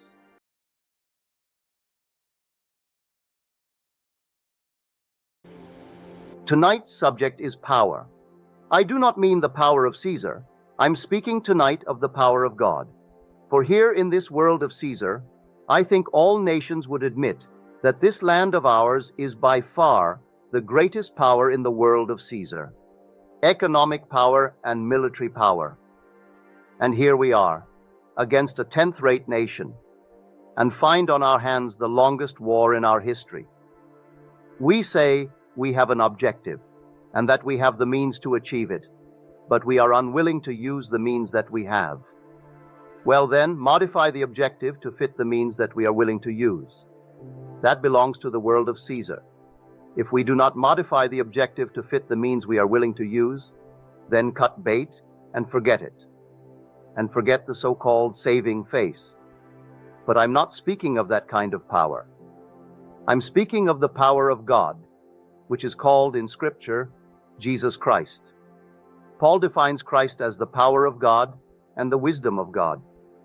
Here we find wisdom and power exalted and personalized as God's companion in the creation of the world. That power is your own wonderful human imagination. That's the power of God. That is Christ. As far as I'm concerned, That is Jesus Christ of the Scriptures. Now, tonight we are talking about this power. The earliest gospel is Mark, and the first words we find on the lips of this power are, "The time is fulfilled, and the kingdom of God is at hand. Repent and believe in the gospel." Mark 1:15. Now, the word repent, as we use it in the world, is not what Scripture means when we use it here. We mean to feel remorse, regret. That hasn't a thing to do with the word repent. It's the Greek metanoia, a radical but radical change of attitude, a radical change of mind. Can I see an objective and then everything tells me, well, I can't realize it? Well, do I have the power to realize an objective? I tell you, we have. We have the power. Well, what is the deeper meaning of power but effectiveness in achieving one's purpose in life? Well, so I have a purpose. Do I have the power? I tell everyone, yes. You can imagine the end, can't you? Can you imagine what it would be like if it were true? Can you feel what it would be like if it were true? Well then, that is power. Now, can you be persistent in it? Can you remain faithful to that end as though it were true? Now, I don't care what the objective is. You have the power to achieve it if you know this power is the power of Christ, for all things are possible to him. He is personified in Scripture. Let us go back and see how they first personify him. You'll read it in the 8th chapter of the book of Proverbs, the 22nd verse through to the end, the 36th verse. And these are the words, "God possessed me in the beginning of his way, the very first of his acts of old." Proverbs 8:22. One translation has it, "He created me." That's not a good translation. I can't say I create my capacity to think. I can develop it, but it was with me in the beginning. I can't say I created my capacity to imagine. It was with me. I may not imagine correctly, but it was with me. So, God possessed me in the beginning of his way, the very first of his acts of old, before he brought forth the universe, before he laid out the foundations of the earth. I was beside him like a little child. I was daily his delight, rejoicing before him always, delighting in his inhabited world. Now, my sons, listen to me. He who finds me finds life and obtains favor from the Lord, but he who misses me injures himself. All who hate me love death. You read these words in the 8th chapter of Proverbs. Here he is personalized as a little child, God's companion in the creation of the world. When you read it, it doesn't make sense. But I tell you from my own personal experience, having practiced the art of repentance and having experienced the birth from above with the little child, I know exactly what the prophet meant when he was inspired to write those words. One day you will encounter this creative power in you, personified as a little child. The whole vast world has completely misunderstood it and thinks it is a little child wrapped in swaddling clothes that was found by the shepherds 2,000 years ago. That's a sign of the birth in man of the creative power of God. So God is actually bringing forth his creative power in man. And when it is brought to birth in man, so that man actually becomes part of the creative power of the universe, the sign of his birth, the sign of his awareness of it, is that of a little child. So, here I was like him. I was beside him like a little child when he brought forth the universe. So, in everyone, in bringing me forth as part of the creative power of the universe, the sign of my arriving at that point is symbolized in a little child. When I find the child, I have found life. Now I have life in myself. I'm no longer an animated body. I am a life-giving spirit. If I miss it, I injure myself. All who hate me love death. Now this world is the world of death. So you tell the story to the world, and the majority would rather have the building across the street or this building, something to them that is secure, than to know of a power. Take the building away, destroy the building, but leave me the power to recreate it. Don't take from me the creative power, but take all the things I create. The world would rather have the things created than the power to create. And so, those who hate me, they love death. They are in love with the whole vast world that decays. Well, everything that is built today gradually fades. It comes into the world, it waxes, it wanes, and it vanishes. But leave me the power to bring anything into this world, and take from me, if you will, anything that I bring into the world. But don't take from me the creative power, that I may actually create anything in this world. Now, what does he mean by repentance? It means this. It tests the individual's ability to enter into and partake of the nature of the opposite. I see someone, and they are behind the 8 ball financially. They have to pay rent, they have to buy clothes, feed themselves, and maybe they have obligations to society, others to feed, others to clothe. They may be a father or a mother, and I meet them, and they are not employed. Now, it tests my ability to put them into the state where they are gainfully employed. I bring them before my mind's eye, and I represent them to myself as gainfully employed. And to the degree that I am self-persuaded of the reality of what I am seeing and hearing and doing, to that degree they become exactly what I am doing, all in my imagination. Well, if tomorrow or in the immediate present they actually conform outwardly to what I am doing inwardly, I have found the creative power. I try it again with another one. I try it with yet another one, and I keep on trying, and it works. Well then, I tell it, and ask everyone who will listen to me and believe it to try it. See if you can't exercise that same power in you. It's not a different power. There's only one Christ. There aren't numberless little Christs running around the earth. Only one Christ. And that Christ is your own wonderful human imagination. So, if I exercise my imagination, and it proves itself in performance, and then you exercise your imagination, and it proves itself in performance, it's the same imagination, individualized as Neville, individualized as you, regardless of your name. Then you share it with another, and you tell it to others. Well, if I can tell it to the point where they are persuaded to try it, and in trying it, it proves itself in the testing, then we have found him. So when you read in Scripture, I have found him. John 1:45, found whom? I have found the one of whom Moses in the law and the prophets did write, Jesus of Nazareth. Well, the word Jesus simply means what Jehovah means. It means salvation. It means to save. If I save someone from poverty by putting him into a state of affluence, well, then that's Jesus. I am exercising the same power. If someone is unwell and I represent him to myself as being the embodiment of health and he conforms to it, then that's Jesus. He saved him. From what? From being unwell. Well, if I try it and try it and try it and it proves itself, what does it matter what others think? What does it matter what anyone thinks about what I am talking about? I only know that it proves itself. It works. Well, if it works, then try it. So this is the power of which I speak, not some peculiar little thing on the outside. You don't buy it. It's innate. You exercise it. So, you are told to repent in the beginning of the exercise of the power, and when you reach a certain degree of intensity, that power is born. It is born in you and then personified as a little child, and you actually feel yourself coming out of your own skull. And here is a little child wrapped in swaddling clothes, and it is your child. Now, you didn't form some little child in your head. The child is a sign of your birth from above. It's a sign of your arrival into the creative stream of God. You are now one with the creative power of God, and there's only God, nothing but God.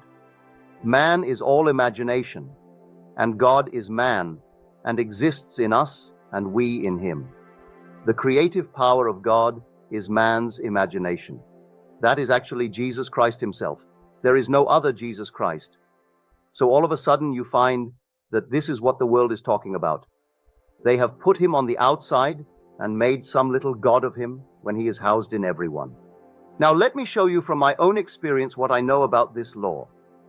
I can waste power in the world of Caesar. We're doing it by the billions every year with our little war and all the nonsense we have in the world. This power you can't waste. You can misuse it, but you can't waste it. I can misuse it every moment of time by imagining unlovely things about people, unlovely things about myself, and I can use it hatefully, but I can't waste it. I'll show you why you can't waste it. One night, many, many years ago, I suddenly became aware of two beings. I am the one perceiving them, so there are three, but I am the perceiver. Here above me stands the most beautiful woman imaginable, an angel of beauty and of everything.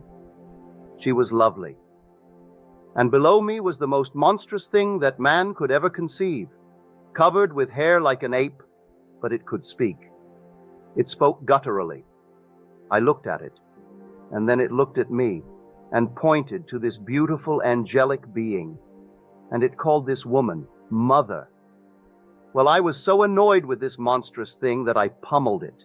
It gloated. It loved violence. It fed on violence. Every time I was violent, it became stronger, and this beautiful thing glowing, but this one is calling it Mother. And suddenly, as I was beating this thing, I realized, why, this is the embodiment of all my misspent energy, as this other one is the embodiment and personification of every noble thought I've ever entertained.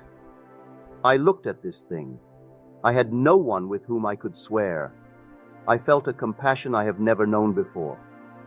I looked at this monstrous thing and realized it is but the result of my own misused energy. It never should have been given birth. And I said to myself, I'll redeem you if it takes me eternity. I pledged myself to redeem it.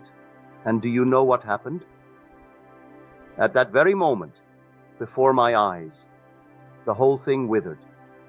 The monstrous thing, the embodiment of power, horrible-looking thing, it all got smaller and smaller and smaller, and left no trace of ever having been present. But as it got smaller and smaller and disappeared, the energy returned to me. I felt infinite power. I felt like I would have done anything for the power to return to me. It wasn't wasted. It was misused, but not lost.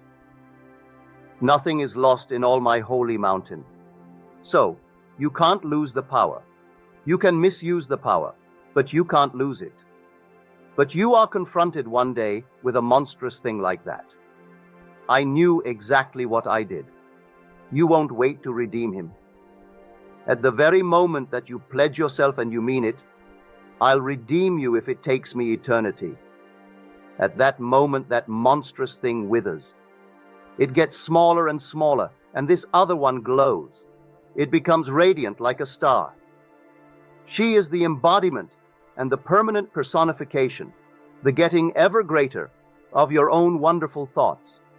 Every lovely act of yours feeds her. Every ignoble act of yours feeds him, and they walk with you. This one whispers the lovely things, encouraging you to be noble, and this other one whispers the violent things.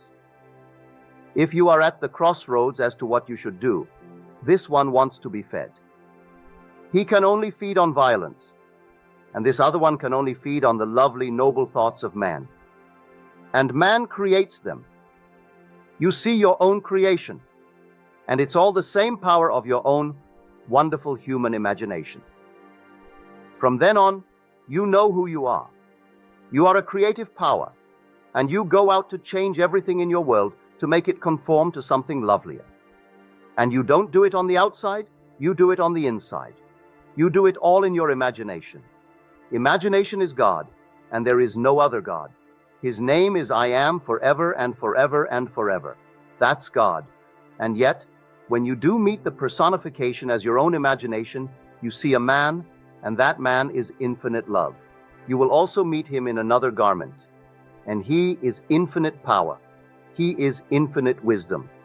And you will realize that the being that you really are is a protean being. He plays all the parts. When you meet him, his fundamental being is love, but he also is power, and you see him as power. And he also is wisdom, and you see him as wisdom. And you don't have to ask any questions as to, like, who are you?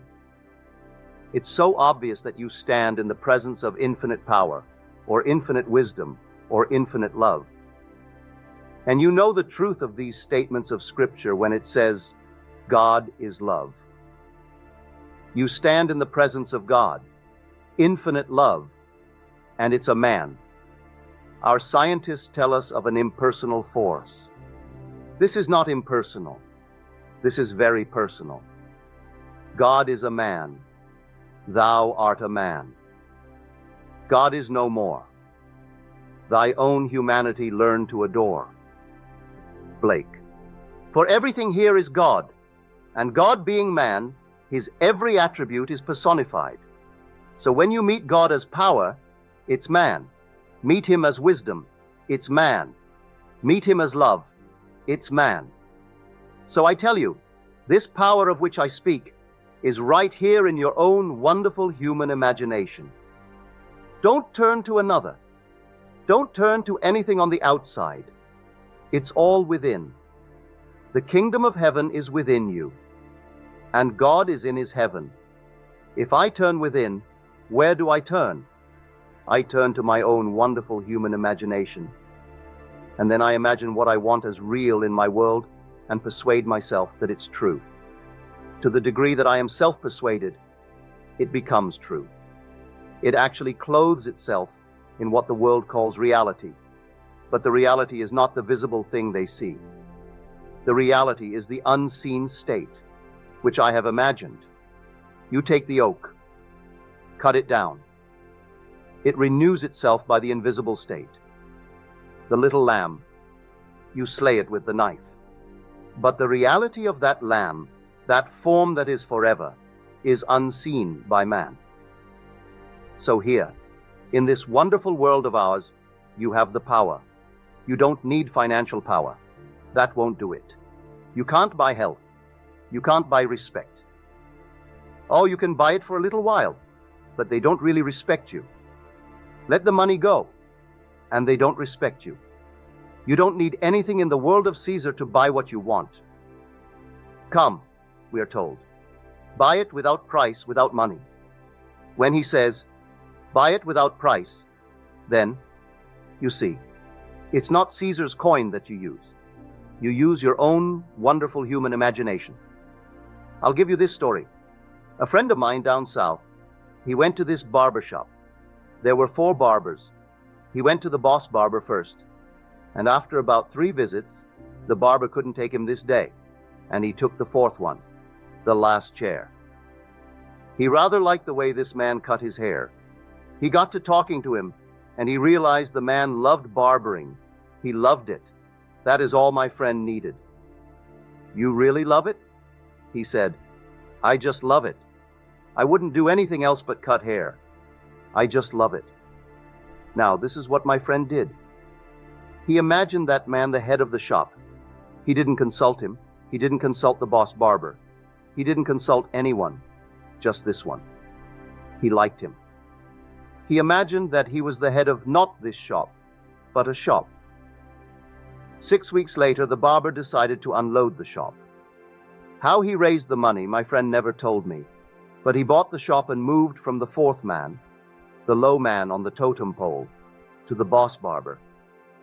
In the last year, this one so loved it, he came here to this city about 2 months ago. There was some meeting here, a contest among barbers. He brought 2 of his barbers with him. One was committed and couldn't come that day. He brought 2. They took back. Out of 5 prizes, they took back 4. He won 2, a first and a second, and 2 of his barbers won 2 seconds. He just entered another contest of the entire region, that is, the 7 western states, and he won it, plus $1,000. The big plaque is now on his wall, all because of my friend's use of imagination. This man has a terrific control of this power. He is an advertising agent. About, I would say, in the early part of this year, his boss said to him, This is our best account, and I don't want to lose it. But you know the industry today. It's on the skids, and we must do something to pull it out. Well, he sat down and said, if imagining creates reality, my only problem will be to face these men who believe themselves so wise and persuade them to let me go all out with my campaign from the premise that it is already an accomplished fact. I can't advertise that this thing is possible. I've got to say it has been tried and proven in my ads. He worked out the entire thing. When these 20 men, all multimillionaires, for this is one of the huge industries of the world, this is an international industry, when he worked the entire thing out and presented it to these 20 men on the board, they thought themselves above all this. They were ethically above all things. Their moral code would not allow it, but my friend persuaded them that this is how the law operates, that imagining creates reality. So if you want something created, leave it to me. I will take your desire and make it something that is already a fact. You voice it. The first quarter of this year, that industry not only arrested the motion downward, but turned it around. And their profits, not their gross, their profits for the first quarter of this year were $75 million more than the first quarter of last year. 75 million more. I am speaking of a net profit. Now these wise men, with their wonderful ethical codes, they allow it. They saw the money in the bank. They saw all these things, and their so-called ethical moral code went through the window because they saw another principle, which they did not know. His competitor, I saw the letter, his competitor in the advertising field wrote the boss, my friend's boss. He said, you know, I take my hat off to you. You use a principle that we have always used in our work, which was a darned lie. He never did it at all. He said, I know exactly what you did. He's trying to fish him out to find out what he is doing. And in this letter, he makes the claim that he actually knew and had always used it. And no one can work for our concern unless he is aware of this principle and lives by it. We aren't concerned about his religious background. He may be a Catholic, Protestant, Jew, or an atheist, but he has to live by this principle. Well, I saw that letter. The man was fishing, just fishing to get the one who really conceived it to come forward and tell him what he did. Well, here is the same one in the barbershop. He goes there every Saturday morning by appointment, and the boss barber waits for him right on the dot. Every Saturday he is right there for this chap. He loves him, and he took him from the low man on the totem pole and pushed him right up. He realized the man likes cutting hair. That's what he likes. He just loves it. All right then, be the best. If you like it, be the very best in the trade. Tell me what you want. Maybe you want to be a wife, or give me a home. What's wrong with that? My mother never went to work. She just had 10 children and lived at home with her full complement of servants. My sister never worked, so she lives at home with her servants. My wife worked until I could afford to keep her. The day I could afford to keep her, I said, now you stop. So she stopped. That was almost 2 years after we got married. 2 years afterwards, I could afford to keep her, so from now on, you don't work. And so she hasn't gone back to work. So, tell me what you want, and then let me persuade myself that what you really want, you have. To the degree that I am self-persuaded you have it, you'll get it. If I can't persuade myself, then I have failed. But I haven't misspent the energy, because I tried it lovingly. So, any time you use your imagination lovingly on behalf of another, you use it wisely. Even if you didn't succeed in producing the results that you were seeking, you used it wisely. You will not, then, encounter the monster that I did. But the chances are, everyone in his unknowingness built that monster, for everyone has started to misuse the energy, and it forms itself into this horrible, horrible thing. Did you ever sit down and wonder, where on earth did that thought come from? It wasn't a lovely thought. It came from a thing that you build, that misspent energy, a monstrous being that one day will meet you on the threshold and confront you, and you have to redeem it, because Christ must be redeemed. And although he is the Redeemer, he also is one to be redeemed because he is only energy. He's power. Infinite creative power is Christ, the power of God. So the power of which I speak is your own wonderful human imagination. That's God. So when I tell you that man is all imagination, and God is man, and exists in us and we in him, the eternal body of man is the imagination, and that is God himself, the divine body Jesus, and we are his members. Well, everyone can imagine, therefore all are members of the one body. So this is that one spoken of in the 8th chapter of Proverbs. I was beside him like a little child. Find me and you find life. Miss me and you injure yourself. Hate me and you love death. So the one who finds him is born from above.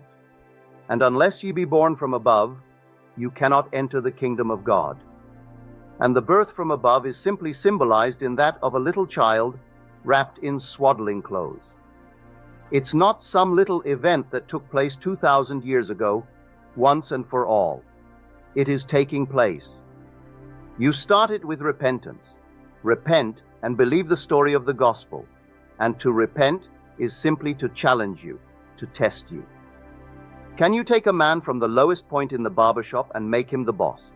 Can you represent him to yourself as one who is really in charge, who loves it, and you love him? Well then, try it. So he loved him, brought him into his mind's eye as the one who really was important in his life, and the man simply rose suddenly to the highest place in his shop, and now in the entire Western area has won all the prizes. And this one, in his advertising agency, he can write his own ticket today. The boss said to him, "What do you want?" The boss gives him, well, I would say 3 or 4 times a year, a huge, big, unsolicited bonus check. He wants to keep him. My friend has no desire to quit, but the boss is so eager to hold him, he gets one bonus after the other. And my friend? All right, he'll take it. Why shouldn't he? So, I ask everyone here to try it. Don't just listen to it, but try it. You are the operant power. It doesn't operate itself. And so, when I know what I should do, well then, I do it. Go to sleep tonight. All right, how am I sleeping? In what state of consciousness am I sleeping? As someone who is unwanted. All right, then I'll rise tomorrow to find myself unwanted. Ignore the facts of life and assume that you are wanted. Ignore the facts of life and assume that you are affluent. And see how things work in your world. It will all come your way. You are creating out of a power that is infinite, and you don't need any contacts in the world. You don't need to know the right people or anything else in the world. All you need to know is Christ, and Christ is your own wonderful human imagination. What else do you need to know but Christ? So let no one tell you, he's out there and he looks like this. There is no personal representation in Scripture concerning Jesus Christ. Not one little thought is mentioned concerning what he looks like. Yet our churches have hundreds and hundreds of paintings, no two alike. Each tells you that is what Jesus looked like. He looks just like you. As you are told in Scripture, it does not yet appear what we shall be, but we know this much, just like you when he appears. 1 John 3:2. So, let no one tell you that he looks other than you, because that's not Christ. And yet, in spite of the second commandment, make no graven image unto me. We have all these little indulgences that people buy, and they bow before it. And they call that Christ, something made with the human hand.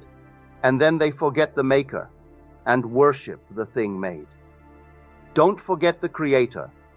The Creator is your own wonderful human imagination. Whatever you create is less than you, the Creator. So, you can create a fortune. All right? They take it from you. You can create another one. So whatever you can make, you can keep on making it if they take it from you. This is the power of which I speak. I am not speaking of any earthly power. Many a man this night. Last year I was in Barbados for a few months, and my brother, who has made quite a fortune, was talking about these men, and he didn't realize what he was saying. He mentioned 5 men, all multimillionaires, and he got through telling me how they worked so hard and they did all this and had all this money. I said, "Vic, you admire them?" "Why, certainly. They're powerful." I said, "What's powerful?" "You just painted 5 biographies for me, word pictures of 5 men. The last one you painted is only 63 years old. He has, you tell me, about 25 million, and they have to tell him when to eat.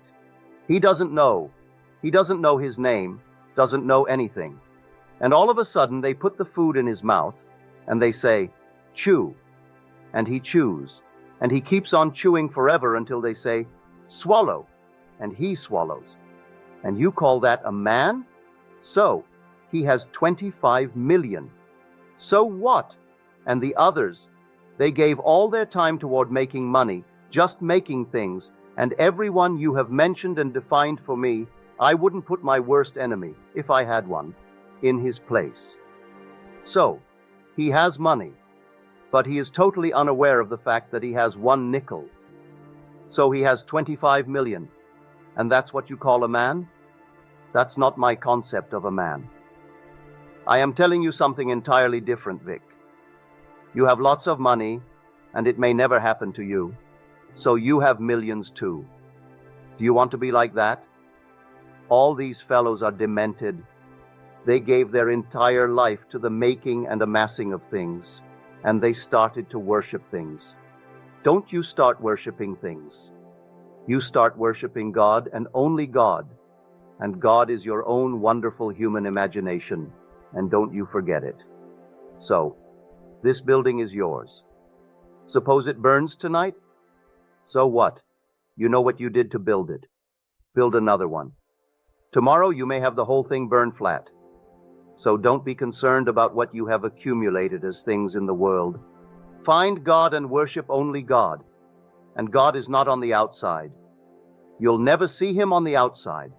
You will see himself within, because can you see I am? You can see I am a man. You see the man reflected. You can say, I am a poor man, and see the man reflected in the eyes of those who know he is poor. And you can see every concept you hold of self, but the conceiving being you don't see. That's God. My concept of myself may be this, that, or the other. The concepts will be reflected in society, and men will tell me who I am conceiving myself to be, but no man knows who I really am. I, the conceiver, they don't know, but they know what I've conceived myself to be. My bank balance will tell the banker what I have conceived myself to be in the financial world. All these concepts, men will see concepts, but they can't see me, the conceiver. Well, don't forget the conceiver, that's God. And that being is your own wonderful I amness. That's God, and there never was another. There never will be another. So God is bringing forth his own being because he is buried in us. And he is bringing it up into the stream of creativity so that the same one being God is infinite in potential. But God is not infinite in actual fact, because then he would be dead. He couldn't expand. He couldn't go beyond what he is. So God is ever expanding. There's no limit to expansion. There is only a limit to contraction. He took upon himself that limit when he became Neville. That was the limit of contraction, the limit of opacity. Now, he breaks the shell by my exercising within me the law of repentance. And so I exercise my imagination, and then he breaks the shell. There's no limit to translucence. There was only the limit, which he placed upon himself, which was the limit of death, which is opacity and contraction. So God is infinite in potential, and everyone here is going to join that wonderful stream of creativity and be one with God. Now when you hear it, don't just hear it and forget it. Try it.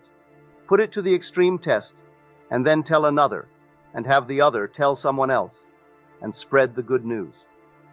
This is called the gospel, for the word gospel simply means good news.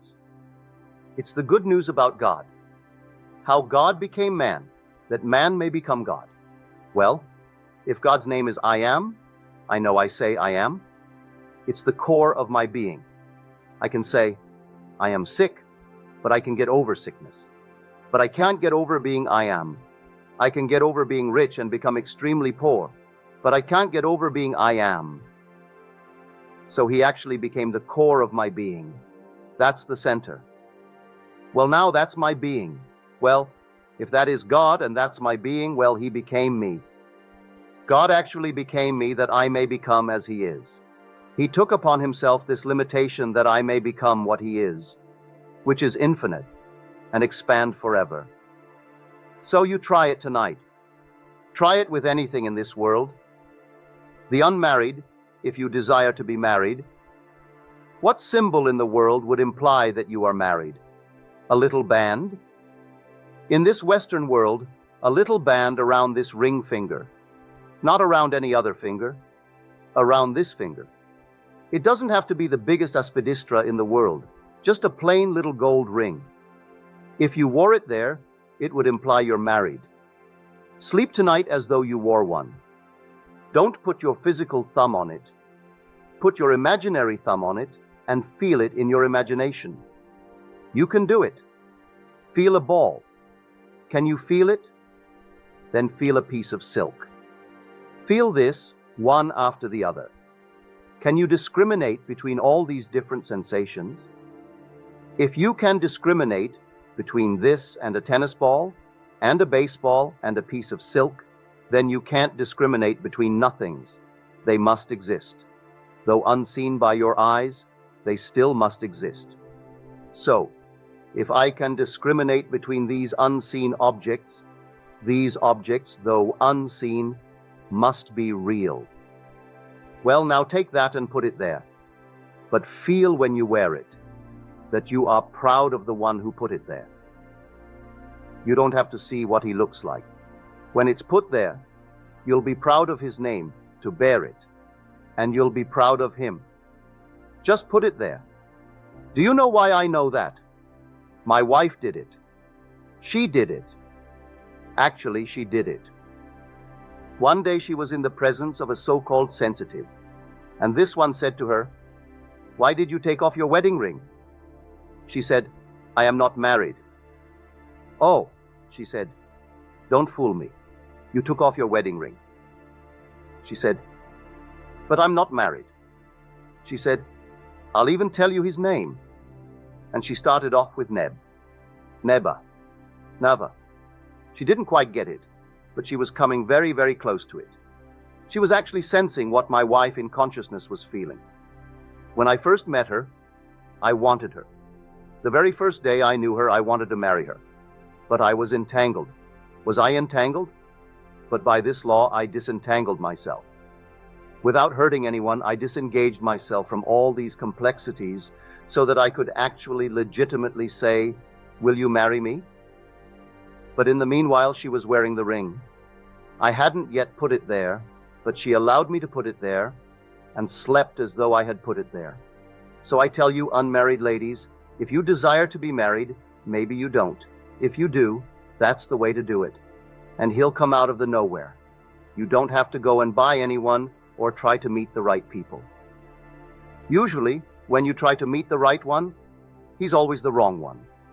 So don't go searching. Those who go searching for love only make manifest their own lovelessness, and the loveless never find love. Only the loving find love, and they never have to seek for it. You draw them. They come to you. So here, this is the power of which I speak, the power of the universe. The power that created and sustains the universe is resident in you as your own wonderful human imagination. That's God. Don't forget it. I know it's difficult when man has been trained to believe in an external God, and he goes to church and gets on his knees and he prays to an external God. and he goes home at night. Maybe he does say his prayers and he gets down on his knees and prays to an external God. All right, maybe that's a nice thing for someone to do. But I tell you, he isn't out there at all. You won't be criticized for it, but he is within you. Very personal, may I tell you. He is very, very personal and within you. When you are told in Scripture, of the rock that begot us, we are unmindful. Deuteronomy 32:18. And that seems to be all a figure of speech, but how true that thing is. One night, sitting in the silence, it was an afternoon, I was thinking of nothing in particular, and suddenly before my eyes came this force. It was an enormous force. As I looked at it, it fragmented itself, broke into numberless little pieces, and then it reassembled itself. As it reassembled itself, it was not into a force, but into a man seated in the lotus posture. I'm looking at this man, all seated now, perfect man. As I looked at him, I'm looking at myself. Here I am, the perceiver, observing myself seated in the lotus posture, in this deep, deep meditation. And as I become aware that I am looking at myself, it began to glow, and it glowed and glowed and glowed. When it reached the intensity of luminosity, it exploded, and then I returned to this level. Where did I see him? Within me. That being is meditating this. This is but a projection of itself in the world, and when he wakes within me, completely wakes, I am he.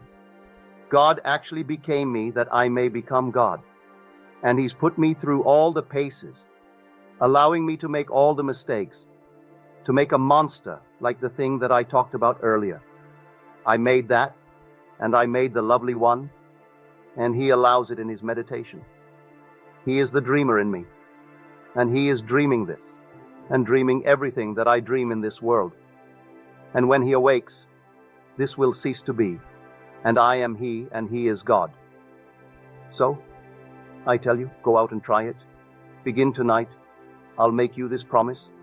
If you try it faithfully, you will not fail. Now let us go into the silence.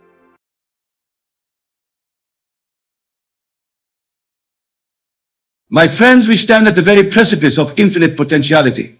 Within the subconscious wellsprings of our being resides the unbridled power, not just to remake our individual circumstances, but to utterly transform the realities of our collective experience in ways scarcely yet conceived. You see, this world that so solidly appears around you is but an ephemeral dreamscape, a temporary reality mirage congealed into apparent materialization through the narrowed lenses of our mass conscious agreements and willful suppositions. All forces, phenomena, institutions, and dynamics that now seem unyielding and dominant exist only as passing fancy conceived in the fertile but darkened recesses of the human mind. This is the most fundamental realization to awaken into. The knowledge that what you accept as reality, true as it may appear in this present moment, is simply one of infinite probability waveforms awaiting mercurial shifts based on the visionary thought streams we ourselves set into harmonious resonance upon the ether of creation. There are veiled shadows obscuring our lucid sight in this world, rigid thought forms to which we've collectively consigned immense definitive powers that do not truly exist. Intimidating facades and seeming obstacles that dissipate like vaporous dreams the moment we withdraw our belief energies and steadfast visualizations of them as impenetrable barriers from our imaginal realms. What if I told you that your present limitations were not finite restrictive forces, but rather phantasmagorical projections awaiting dissolution the moment you truly desired something higher, more aligned with your divine blueprint and creative sovereignty? Would you not grab hold of the limitless power this revelation unlocks and wield it to its fullest regenerative potential? For that is truly the singular purpose of your manifestation into this three-dimensional classroom of experience, to step into the fullest remembrance of your omnipotent creative capacities and clear the illusory obstacles that you yourselves have jointly solidified through distortions of your imaginative powers. You are far more prodigious in your natural state, than you presently recognize, my beloved infinite explorers. Within each of you simmers the latent potency of limitless regeneration, spontaneous reconstruction, metamorphic shape-shifting, and manifestation of absolutely any enrichment, or blissful paradise environment for your continual awakening. For you are immortal dream weavers of the infinite universal consciousness, subconscious vortices through which the divine living dream continually spills itself into particularized revelation and epiphanic materialization. The sacred pure potential of all that is streams through you as its broadcast aperture, taking on the unique flavors, frequencies, and revelatory embodiments your imaginal essence seeds into reality. The human incarnation you presently inhabit is but a narrow bandwidth focusing lens, a dimensional telescope through which you can bring into cosmic disclosure new enrichments of consciousness expansion for the universal self to rebirth itself through. It is by no means your supreme culmination or the finality of what you are destined to unfold into sublime embodied experience.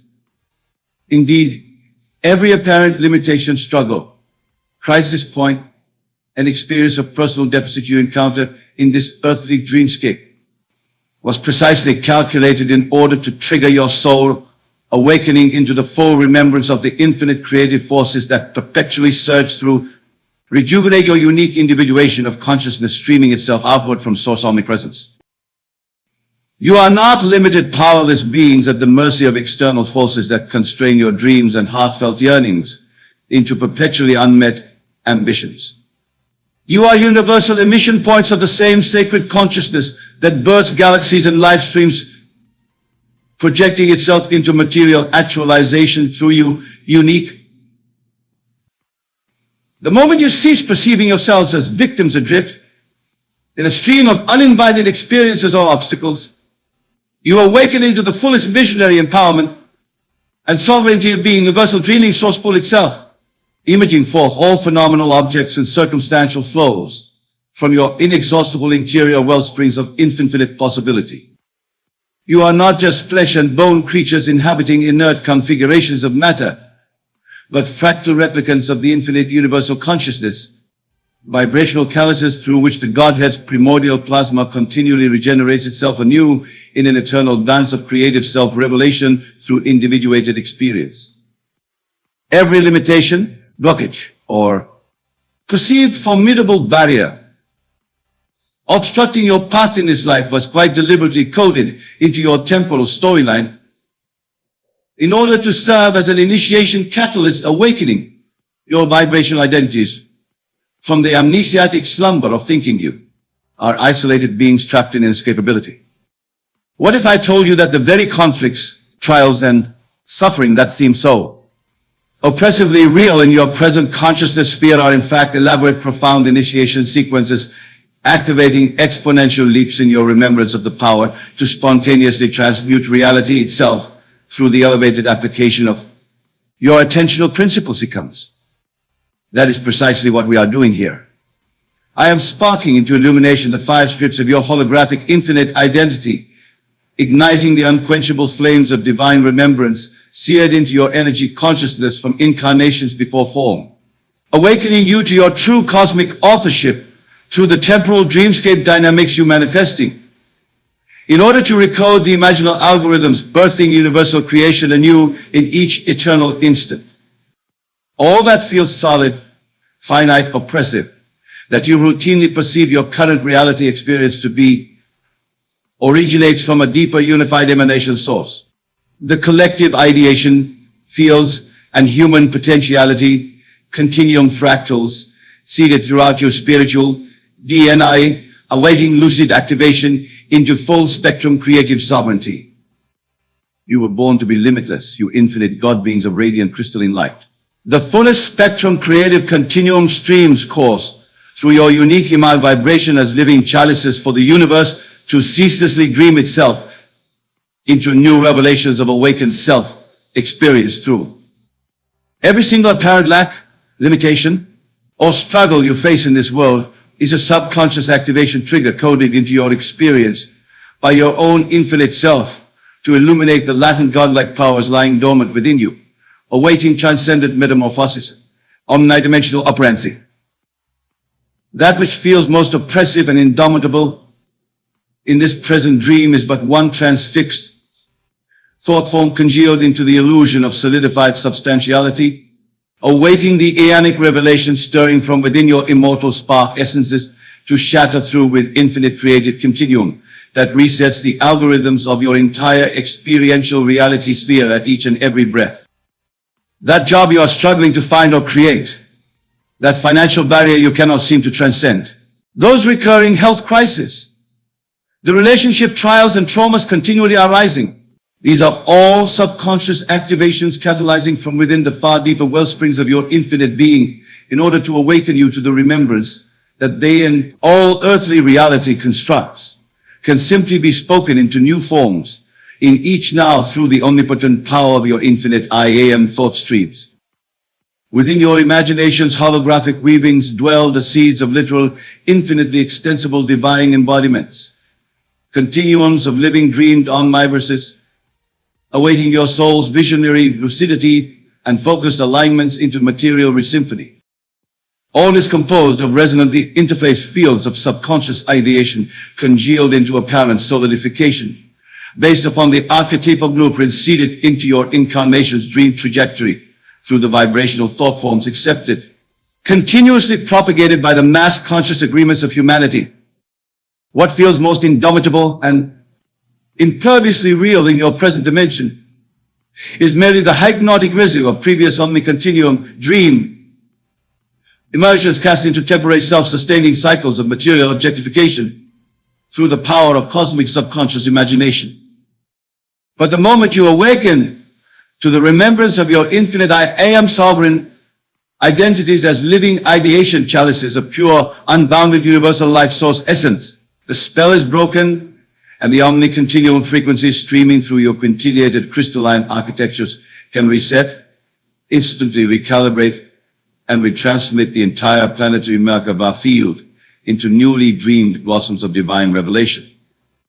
Each of you carries within your soul's crystalline matrices the full geometric potentials for infinite new universes, heavenly enrichment to flower forth into full spectrum manifestation as the next omnicyclic regenerative continuum radiating through your star-born consciousness fractals.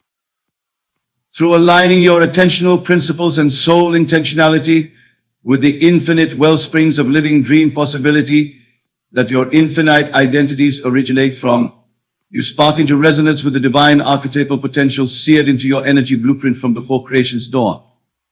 Indeed, every conflict or seeming tragedy collectively experienced throughout human history has been but the result of the planetary thought form, dreaming itself into experiential objectifications based on the limiting belief blueprints animating humanity's collective imagination.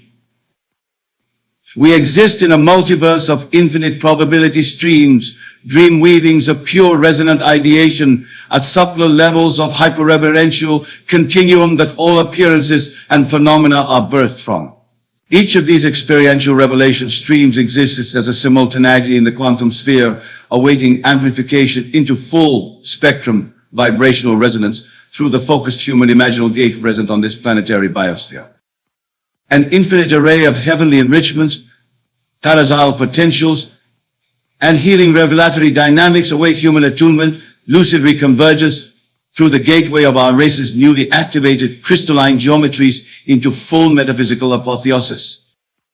That which you yourselves have played out as histories of suffering, scarcity, consciousness, conflict, and limitation. These are but residual experiential ideation fields awaiting vibrational recalibration and subatomic restructuring into vaster reflowerings of liberated consciousness through the newly activated imaginal lenses each of you contains to your DNA's fundamental transcripts.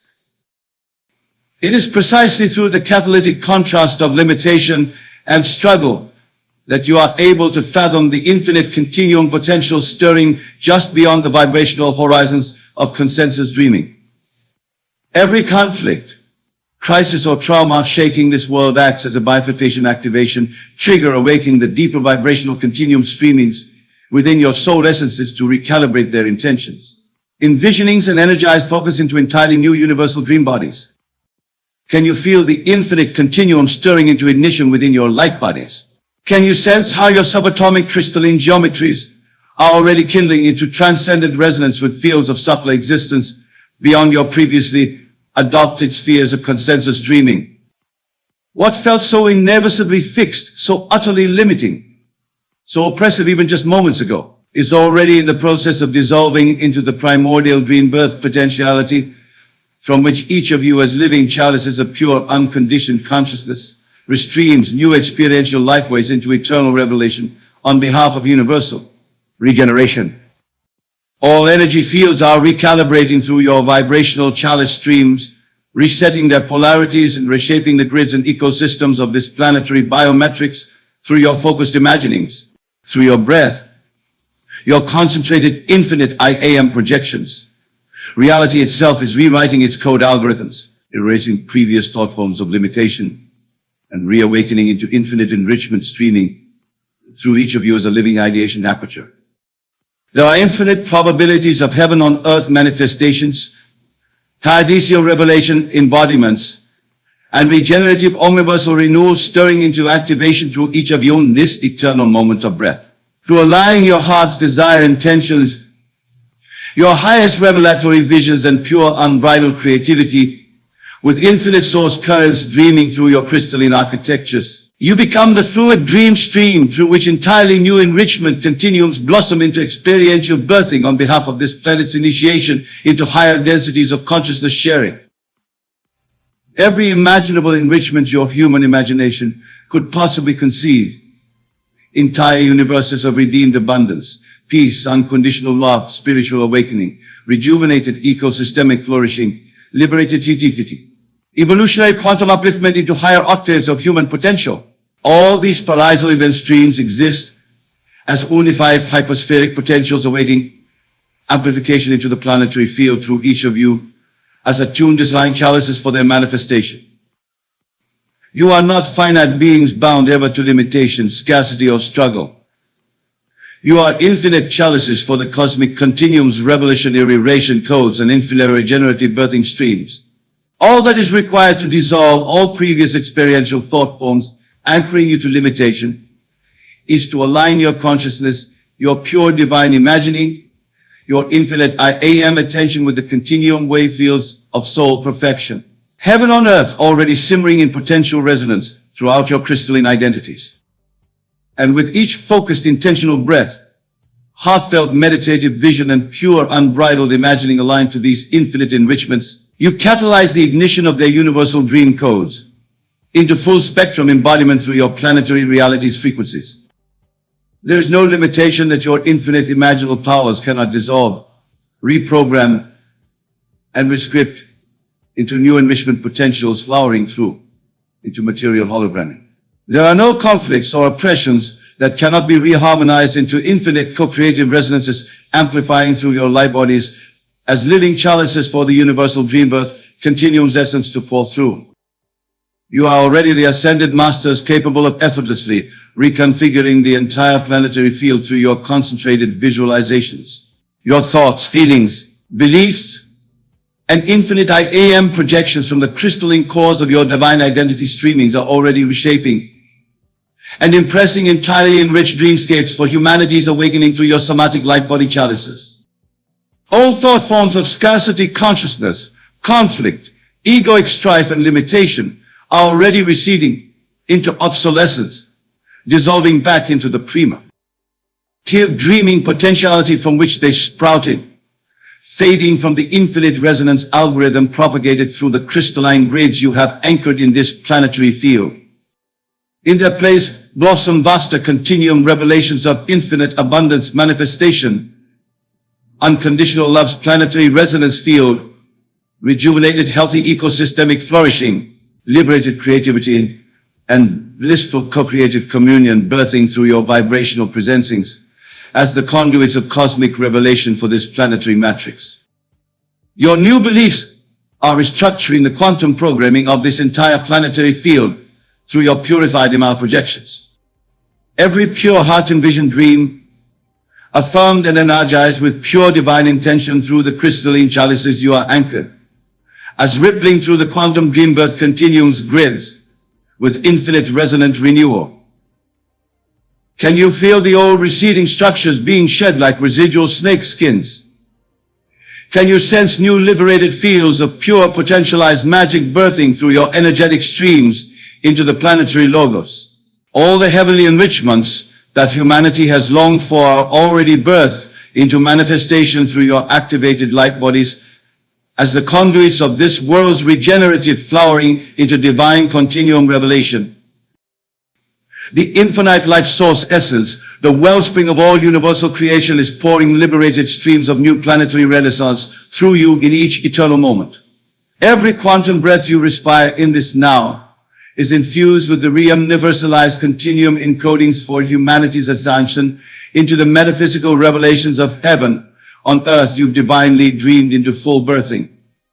Through aligning your heart-mind's focused desires, your sacred infinite I am vision, and pure imaginal thought streams with the continuum potentials already scripturally coded into your being, you breathe ever brighter revelatory light streams into this planetary reality through your crystalline chalice presencings. This is how the entire planetary logos hologram for your collective human experience stream is reshaped and reset in each eternal moment. Through harmonizing and constellating your energies as awakened cosmic creators in lucid resonance with the infinite continuum potentials for enriched divinity coded throughout your light bodies. You are not mere finite dreaming the dreams of limitation pounded into your consciousness fields through eons of scarecrow consciousness dreaming and collective amnesia of your true infinite capabilities. You are each divine cosmic beings, living portals for the infinite universal continuum's dream, manifestations to incarnate through in their infinite potentials, reborn as experiential enrichments.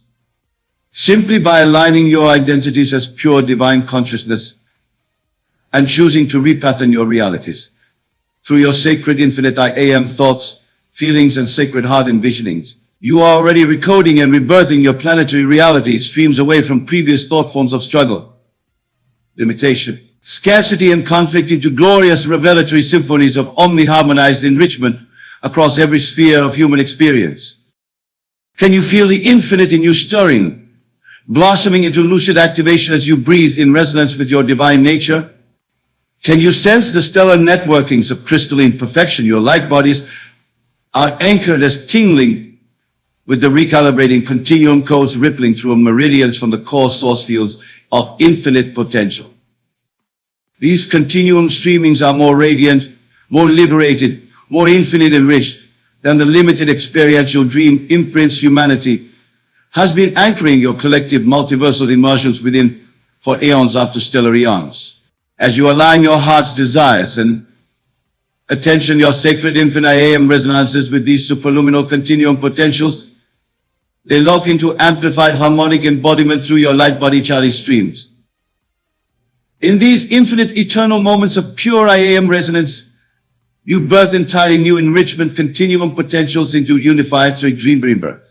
As you align your divine focus and heartfelt envisionings with the continuum codes for infinite abundance consciousness, healed ecosystems, unconditional love's harmonic resonance field, liberated co-created expression as your natural state, you catalyze and usher forth these enrichment imprints into continuum manifestation through your planetary field, through the crystallized chalice code streaming through your light bodies. Every pure-hearted vision you project into the continuum, affirming the liberated divinity codes of your infinite being through your sacred infinite I am resonance, blossoms into an enriched reality stream manifesting through the crystalline grids of planetary revelation you have divinized with your focused presence. You are the reclaimers of abundance consciousness flowering into divine grace through your lucid projections. You are the redeemers of all human experience into liberated heavenly co-creations through your sacred focus on aligning with the continuum's divine perfection code seeded into your beings. You are the living crystalline apertures through which unconditional love's euphoric harmonic resonance waves are rebirthing as this planet's unified field of experiential revelation through your concentrated visualizations and pure heart's projections aligning with these codes. Your thoughts, feelings, and imaginal affirmations are resculpting the quantum continuum's revelation into heavenly light streams through your focused crystalline chalice networkings.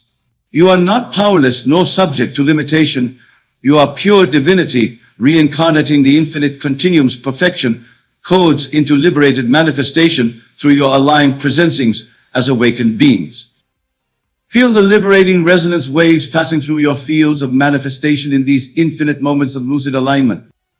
The old paradigms, the collective force fields anchoring limited lower dimensional frequencies and thought forms of struggle and limitation are dissolving into primordial continuum essence, clearing the planetary logos, quantum encodings for the full birthing of heavenly enrichments on this planetary realm through your divine intentionalities. Every infinite I am resonance you breathe into lucid focus through your heart's visions of liberated, heavenly enriched experiential embodiments in these infinite nows. You anchor codes and resonant harmonics of these perfected continuum potentials into somatic harmonization across your planetary field through crystalline channel if you had activated. You are already the living portals and anchors for universal creation's infinite abundances to harmonically reprogress into every continuum manifestation through the infinite planetary dream body you have awakened into creative resonance with. You are already breathing high-order realities of liberated heaven on earth embodiments into material continuum through the lucid projections of your sacred infinite I am divine identity streams aligned with the enrichment codes harmonically, birthing through you as awakened crystalline conduits of cosmic ritual. There is no struggle, no conflict, no limitation that your infinite being's essentialized thought projections, lucid visualizations into sacred resonance with the infinite continuum essences coded into your energy fields cannot usher into liberated enrichment manifestation upon this planetary realm. You need only engage your absolute concentrated presence through lucid meditative focus, envisioning forth the enriched codes you feel resonant within each eternal now. As you breathe the infinite presence of divine perfection into your chakric resonance centers and envision these euphoric enrichment frequencies amplifying through your light body in this eternal now instance, you catalyze the codes and quantum continuum resonance waves for them to harmonize into unobstructed quantum embodiment through this planetary field. You are the awakened cosmic dream weavers, the lucid imaginal architects of humanity's metamorphosis into higher vibrational densities of the continuum potentials birthing through your divine presence.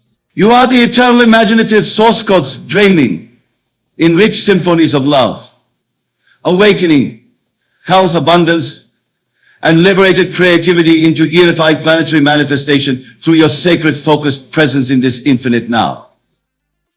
Feel the crystalline chalice resonance fields of your light bodies kindling into supernal lucidity as you envision with pure-hearted focus all heavenly potential spiraling into divine amplification through your auric meridians. As you breathe these divinely enriched realities into hologrammatic birthing with your sacred I am projections aligned to pure resonance with the infinite continuum perfection codes you contain, you accelerate the manifestation of unconditional love's planetary renaissance in divinely orchestrated continuum unfoldment. Let every breath be a pure, focused, resonant visualization empowered through your heart's lucid imaginings of heavenly enrichments, becoming continuum experiential revelation through your sacred being. Sound the eternal love resonance codes anchoring this planetary field into liberated blissful harmonies through your absolute infinite I am presencing as awakened infinite beings envisioning heaven birthing through you. Through your focused resonant breaths, imaginative visualizations and heartfelt infinite I am projections aligned to the perfection continuing enrichments you feel euphoric resonance with.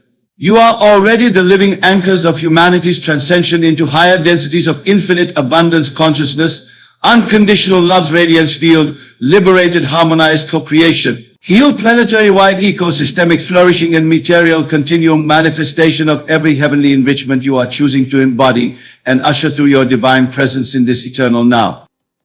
Can you feel the crystalline chalice meridians of your infinite I am awakened into full lucid activation, ringing with the quantum continuum symphonies of heaven on earth, and divine enriched omniversal rebirthings through your sacred light body's resonant affirmations? You need only focus on radiating the pure love resonance, the infinite abundance flow streams, the celestial, euphoric symphonies of liberated co-creation, and heavenly enrichment imminent throughout the encodings of your light body's crystalline chalice. through your focused envisioning and pure-hearted resonance in this infinite now.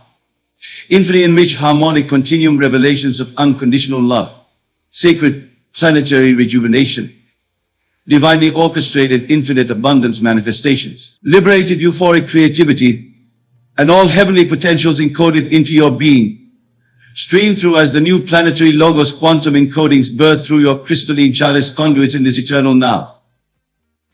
For in this eternal moment you are already infinite divine perfection streaming, ever more enriched heavenly revelatory potentials into continual manifestation through this planetary field. You are already the awakened crystalline dream weavers transcending all previous reality, encodings into gloriously enriched prismatic continuum embodiments through your infinite IAM projections in perfect harmonic resonance with the cosmic continuum's perfection codes seeded into your beings. Through your conscious infinite IAM presensings resonantly tuned in these eternal moments, all struggle, limitation, scarcity and conflict dissipates into enriched continuum reconfigurations, birthing the undefinitely field into liberated co-creative symphonies of unconditional love, euphoric creativity, abundance consciousness and sacred earth rejuvenation through your awakened crystalline being streams. For you are already the infinite living dream of cosmic divinity's euphoric continuum birthing. You are standing on the edge of something magnificent, something that is already unfolding in your life. Every desire you've held in your heart, every dream you've whispered in your quiet moments, is moving toward you with precision. The universe does not withhold from you, it only responds to what you believe, what you are truly feeling in the depths of your being. Good things are not coming because you have to wait for them. Good things are already here, they are a part of the world around you, and they are already yours. The moment you accept that you are deserving of all the blessings life has to offer, the doors open. The truth is, you have already set the intention, and now it is simply a matter of you aligning with that truth, claiming it, and walking confidently in that knowing. Your thoughts shape your world. Every thought you think is a seed, planted in the fertile soil of your mind, ready to grow into something beautiful. If you have been dwelling in fear, doubt, or worry, you may have been planting weeds, but know this: you can replace those weeds with seeds of gratitude, joy, and anticipation. When you focus on the good things that are already on their way, you begin to see more of them in your life. Do not doubt for one moment that you are worthy of what you desire. You are a divine creation, a perfect expression of life, and everything you desire is already within your reach. It is not about earning what is coming to you, it is about recognizing that you are the creator of your experience. You are worthy not because of what you do, but because of who you are. As you feel the presence of your desires, as you begin to believe that everything you have dreamed of is on its way, you will notice the shift. Your reality begins to conform to your inner state of mind. The changes that seem like miracles are simply the result of you coming into alignment with your truest self, your highest potential. Know this: every setback, every challenge, every moment of struggle was simply leading you to a place where you could recognize that the good things you've been waiting for are already within you, and now they are ready to manifest in your life. You deserve these blessings not because you are perfect, but because you are perfectly capable of experiencing the fullness of life. The key is to feel the gratitude for the blessings as if they have already arrived. As you walk through life, think not of what you lack, but of what you lack, but of what you already have, because you have everything you need to live the life you desire. When you live in gratitude, you magnify the good. And as you magnify the good, it multiplies in your life. Good things are already here, and they are only waiting for you to accept them fully.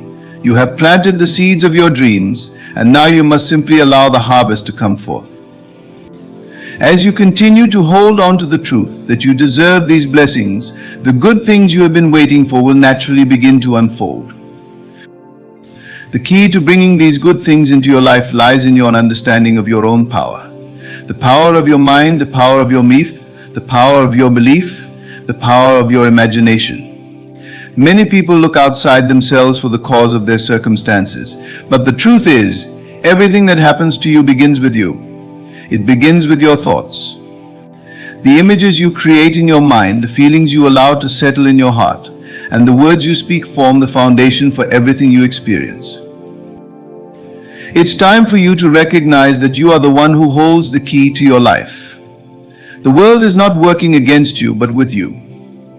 And as you align with the energy of what you want, good health, financial freedom, loving relationships, fulfillment of your dreams, you begin to see the world responding accordingly. The moment you decide with certainty that good things are coming, you activate the law of attraction, and the universe begins to rearrange itself to match that belief. When you dwell on the goodness of life, when you feel the excitement of all that you are becoming, the universe meets you with equal enthusiasm. It is a law of nature, a law of creation. As above, so below. As within, so without. Your thoughts, emotions, and beliefs are the very forces that shape your reality. You must stop doubting the process. Good things are coming because you are the one who is drawing them near.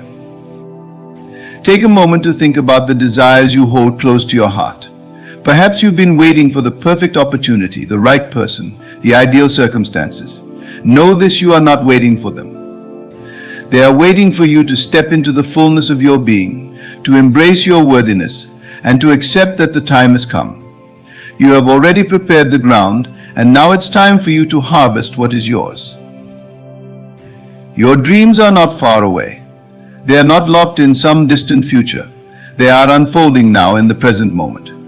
The moment you believe in them, they begin to take shape in your life. What you have asked for is on its way, and you must understand that this is not a matter of time. It is a matter of alignment.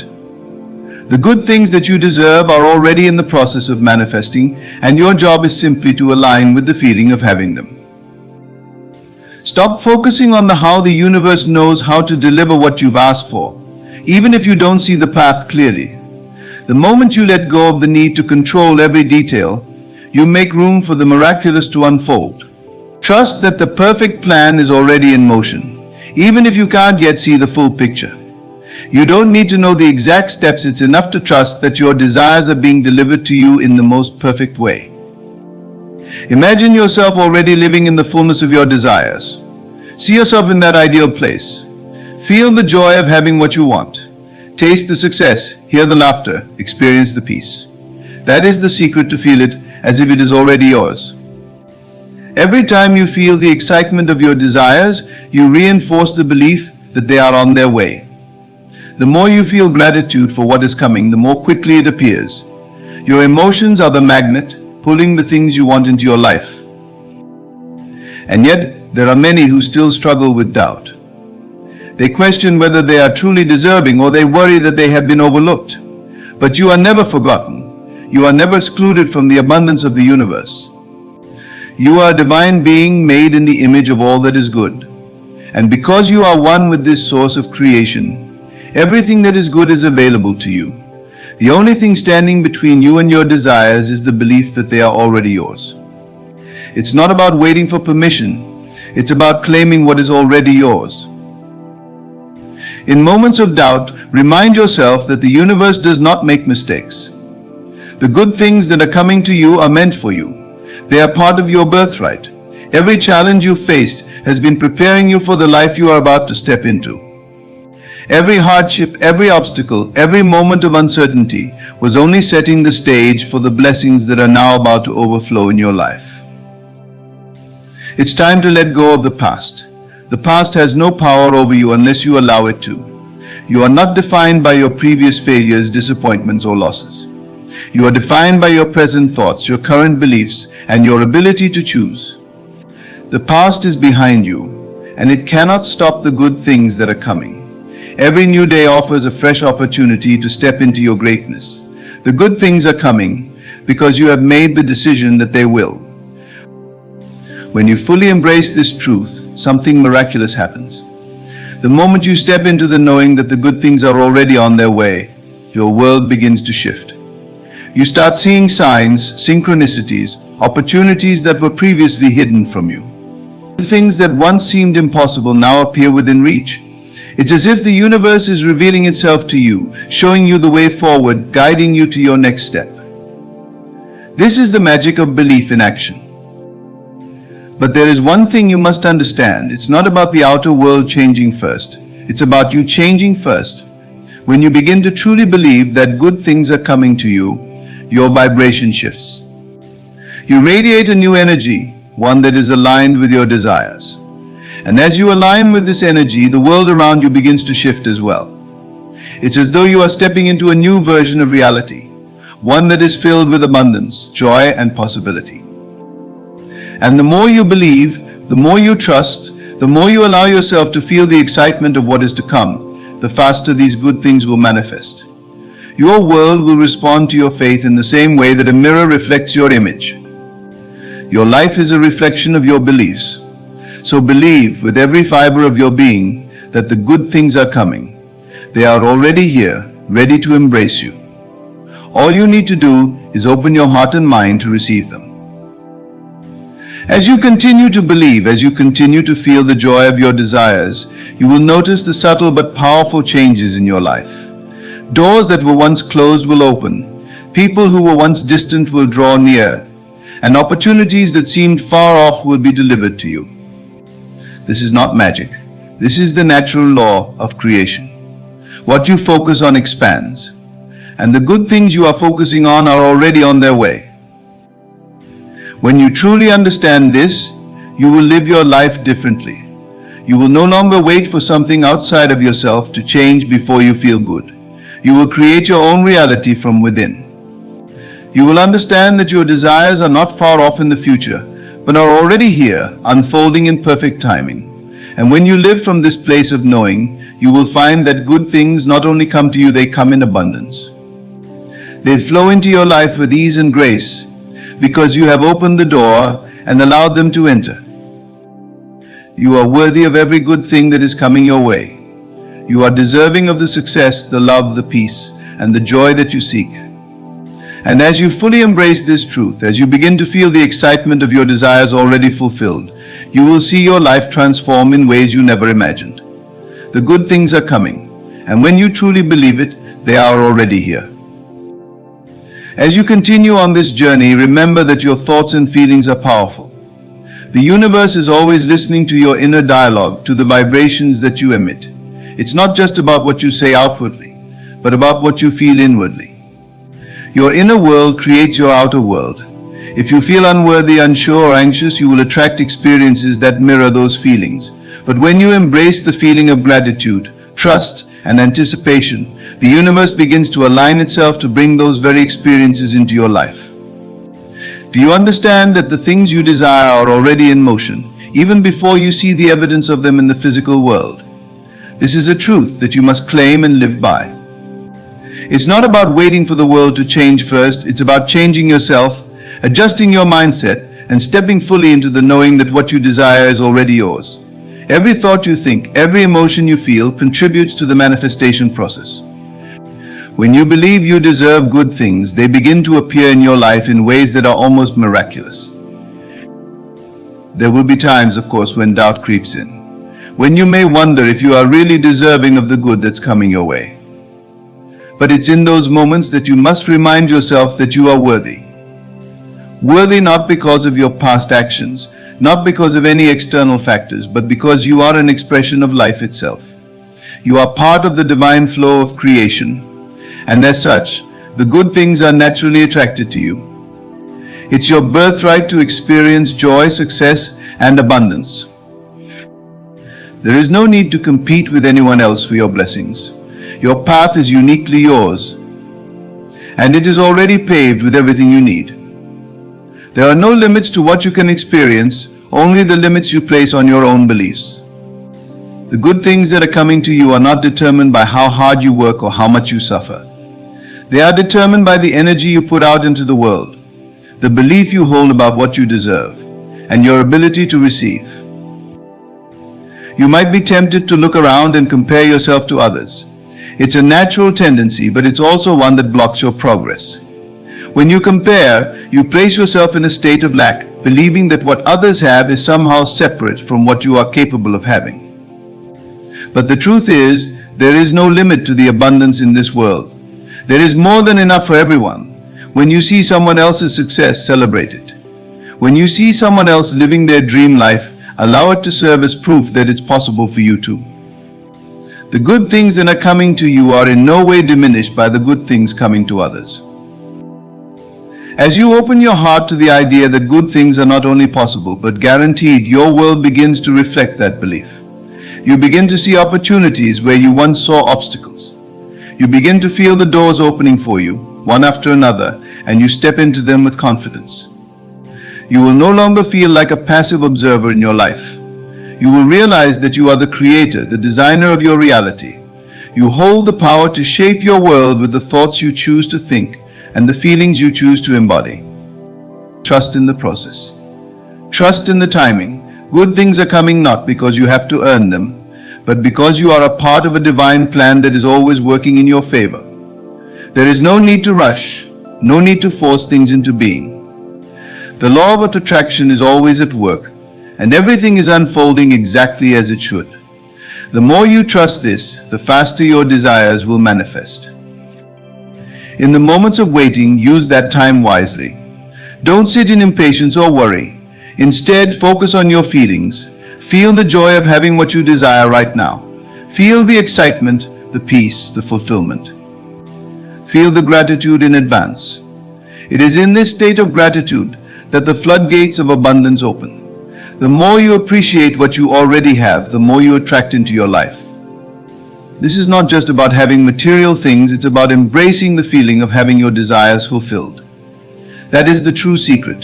The good things are already on their way, but they are waiting for you to align with them. They are waiting for you to feel them now, in the present moment. As you continue to live with the awareness that good things are coming to you, you will notice your energy shift. You will no longer feel like you are fighting against the current of life. You will feel as though you are being carried by it in perfect harmony with the universe. The universe is never against you. It is always working with you, responding to the vibrations you send out. When you send out the vibrations of abundance, success, and love, that is what you will receive in return. Believe that your dreams are already unfolding. Believe that the relationships you desire are already on their way. Believe that the financial abundance you seek is already being drawn to you. Believe that your health is already being restored, that your mind is already at peace, and that your life is already filled with joy. These are not distant promises. They are here now in the present moment, and all you need to do is claim them. When you can embrace the truth that good things are already yours, your life becomes a reflection of that truth. You begin to see evidence of it everywhere you look. You no longer feel like you are striving to reach something unattainable. Instead, you feel as though you are living in a state of fulfillment, knowing that everything you desire is already on its way. The moment you fully accept that, you will notice the changes in your external world. The circumstances, the people, the events, they will all begin to align with the new vibration you are holding. It's not about waiting for the perfect moment. The perfect moment is now. The good things that are coming to you are already on their way, and all you need to do is open yourself to them. Open your heart, open your mind, and open your life to the abundance that is already there. As you do, you will begin to notice the miraculous unfolding of your desires in ways you never imagined possible. You will see that life is not working against you, but in perfect cooperation with you. You are worthy of every good thing that is coming. Your desires are valid, your dreams are possible, and the life you have envisioned for yourself is already being prepared for you. Your thoughts, your feelings, and your beliefs have already set the stage for the good things to flow into your life. Now it's simply a matter of allowing them to arrive, of being open to the miracles that are already on their way. When you understand this, life becomes effortless. The good things are not something you are waiting for, they are a natural part of the flow of life. And as you step into this truth, you will find that the universe meets you with open arms, ready to deliver everything you have ever desired. The good things are coming, and as you live in the certainty of that truth, they are already here. There is no need to wait for external validation or for someone else to tell you that you deserve what is coming your way. Your worth is inherent, not contingent upon the approval of others or external circumstances. You have been created to thrive, to receive, and to experience all the good that life has to offer. The world responds to your belief in your own worth. When you step into the certainty of your deservingness, the universe will respond in kind. The doors you once thought were closed will open before you, and opportunities will align with your desires. It's important to understand that you are not separate from the abundance of the universe. You are a part of it. You are a living expression of the infinite potential that exists.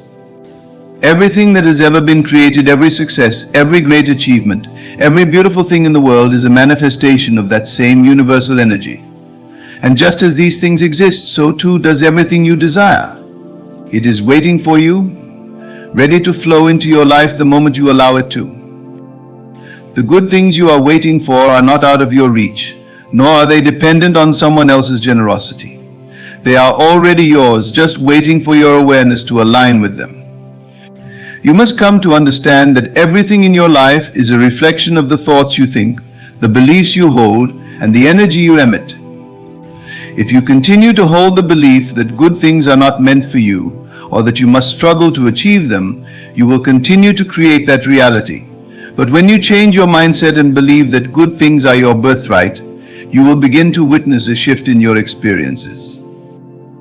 Remember, the mind is a powerful creator. It is not only capable of visualizing your desires, but it is also the mechanism through which your desires are brought into physical reality.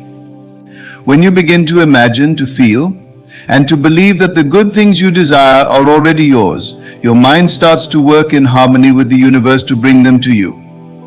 The good things that are coming are not dependent on a specific timeline, they are dependent on your alignment with them.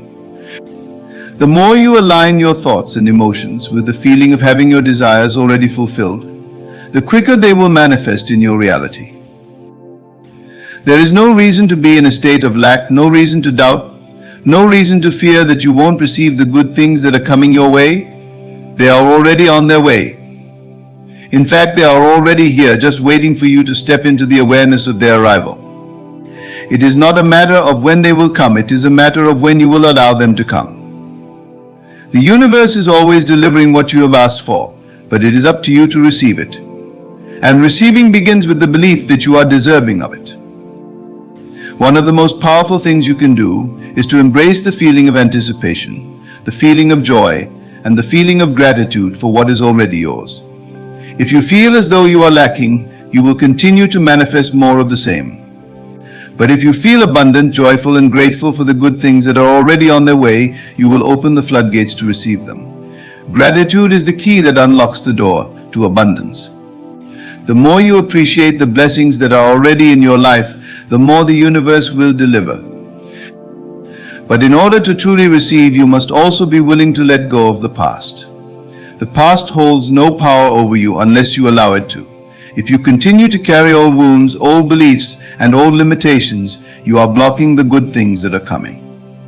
You must let go of anything that no longer serves you and create space for the new. This does not mean forgetting the lessons of the past, it means releasing the emotional attachments that keep you stuck in a state of lack. When you release the old, you make room for the new to enter, and the good things you desire will begin to manifest effortlessly. Let go of any negative beliefs about yourself. Let go of the idea that you are not good enough or that you must earn your way to the good things you desire. These beliefs are not truths, they are merely thoughts that have been held for too long. When you begin to affirm your worth, to acknowledge your divine right to receive, the universe begins to reflect this belief in the form of blessings, opportunities, and abundance. The truth is, there is no lack in the universe. The only lack that exists is the lack of awareness. When you shift your awareness from the belief in lack to the belief in abundance, you will see that the good things you desire are already here, and that they are waiting for you to recognize them. They have always been here, they are a natural part of the flow of life, and they are drawn to you through your alignment with them. It's easy to get caught up in the idea that good things happen only to other people, or that they are reserved for those who are more deserving. But this is simply not true.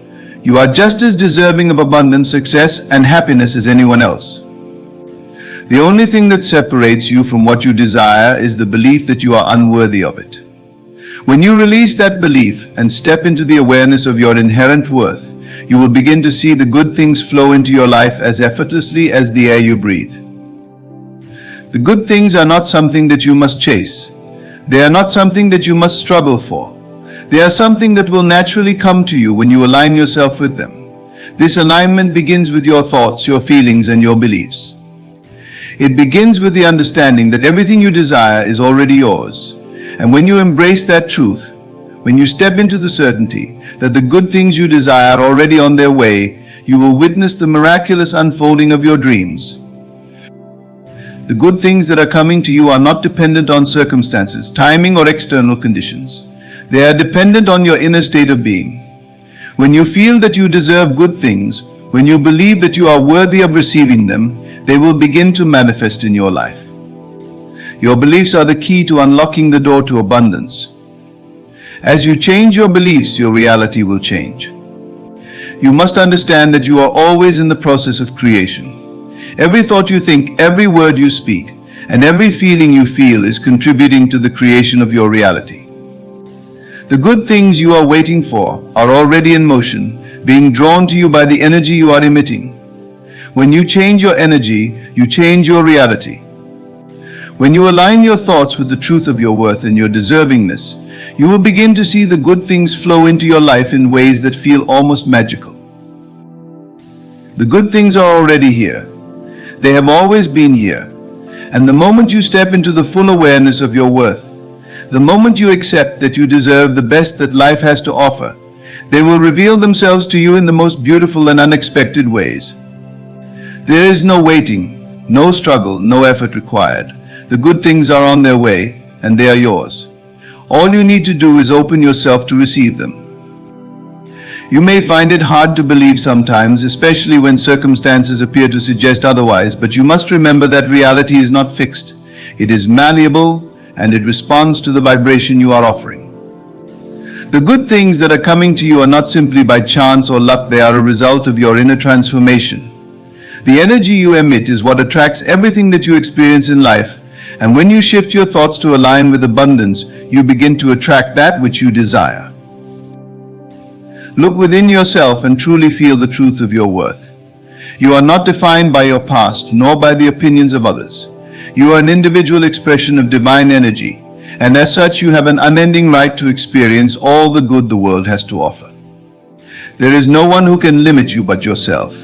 The good things that are destined for you are drawn to your energy, and as you begin to recognize your worth, you allow them to manifest effortlessly. Your desires are not out of reach. In fact, they are already here, waiting for you to step into the belief that they are yours. This is where true power lies, understanding that you do not need to chase after what you desire. Everything you need is already within you, and it will unfold naturally when you allow it to. The moment you shift your focus from what you lack to what you already possess, the doors will open. The good things you've been waiting for are not elusive or distant, they are already on their way, and they will arrive in perfect timing. You are the creator of your reality.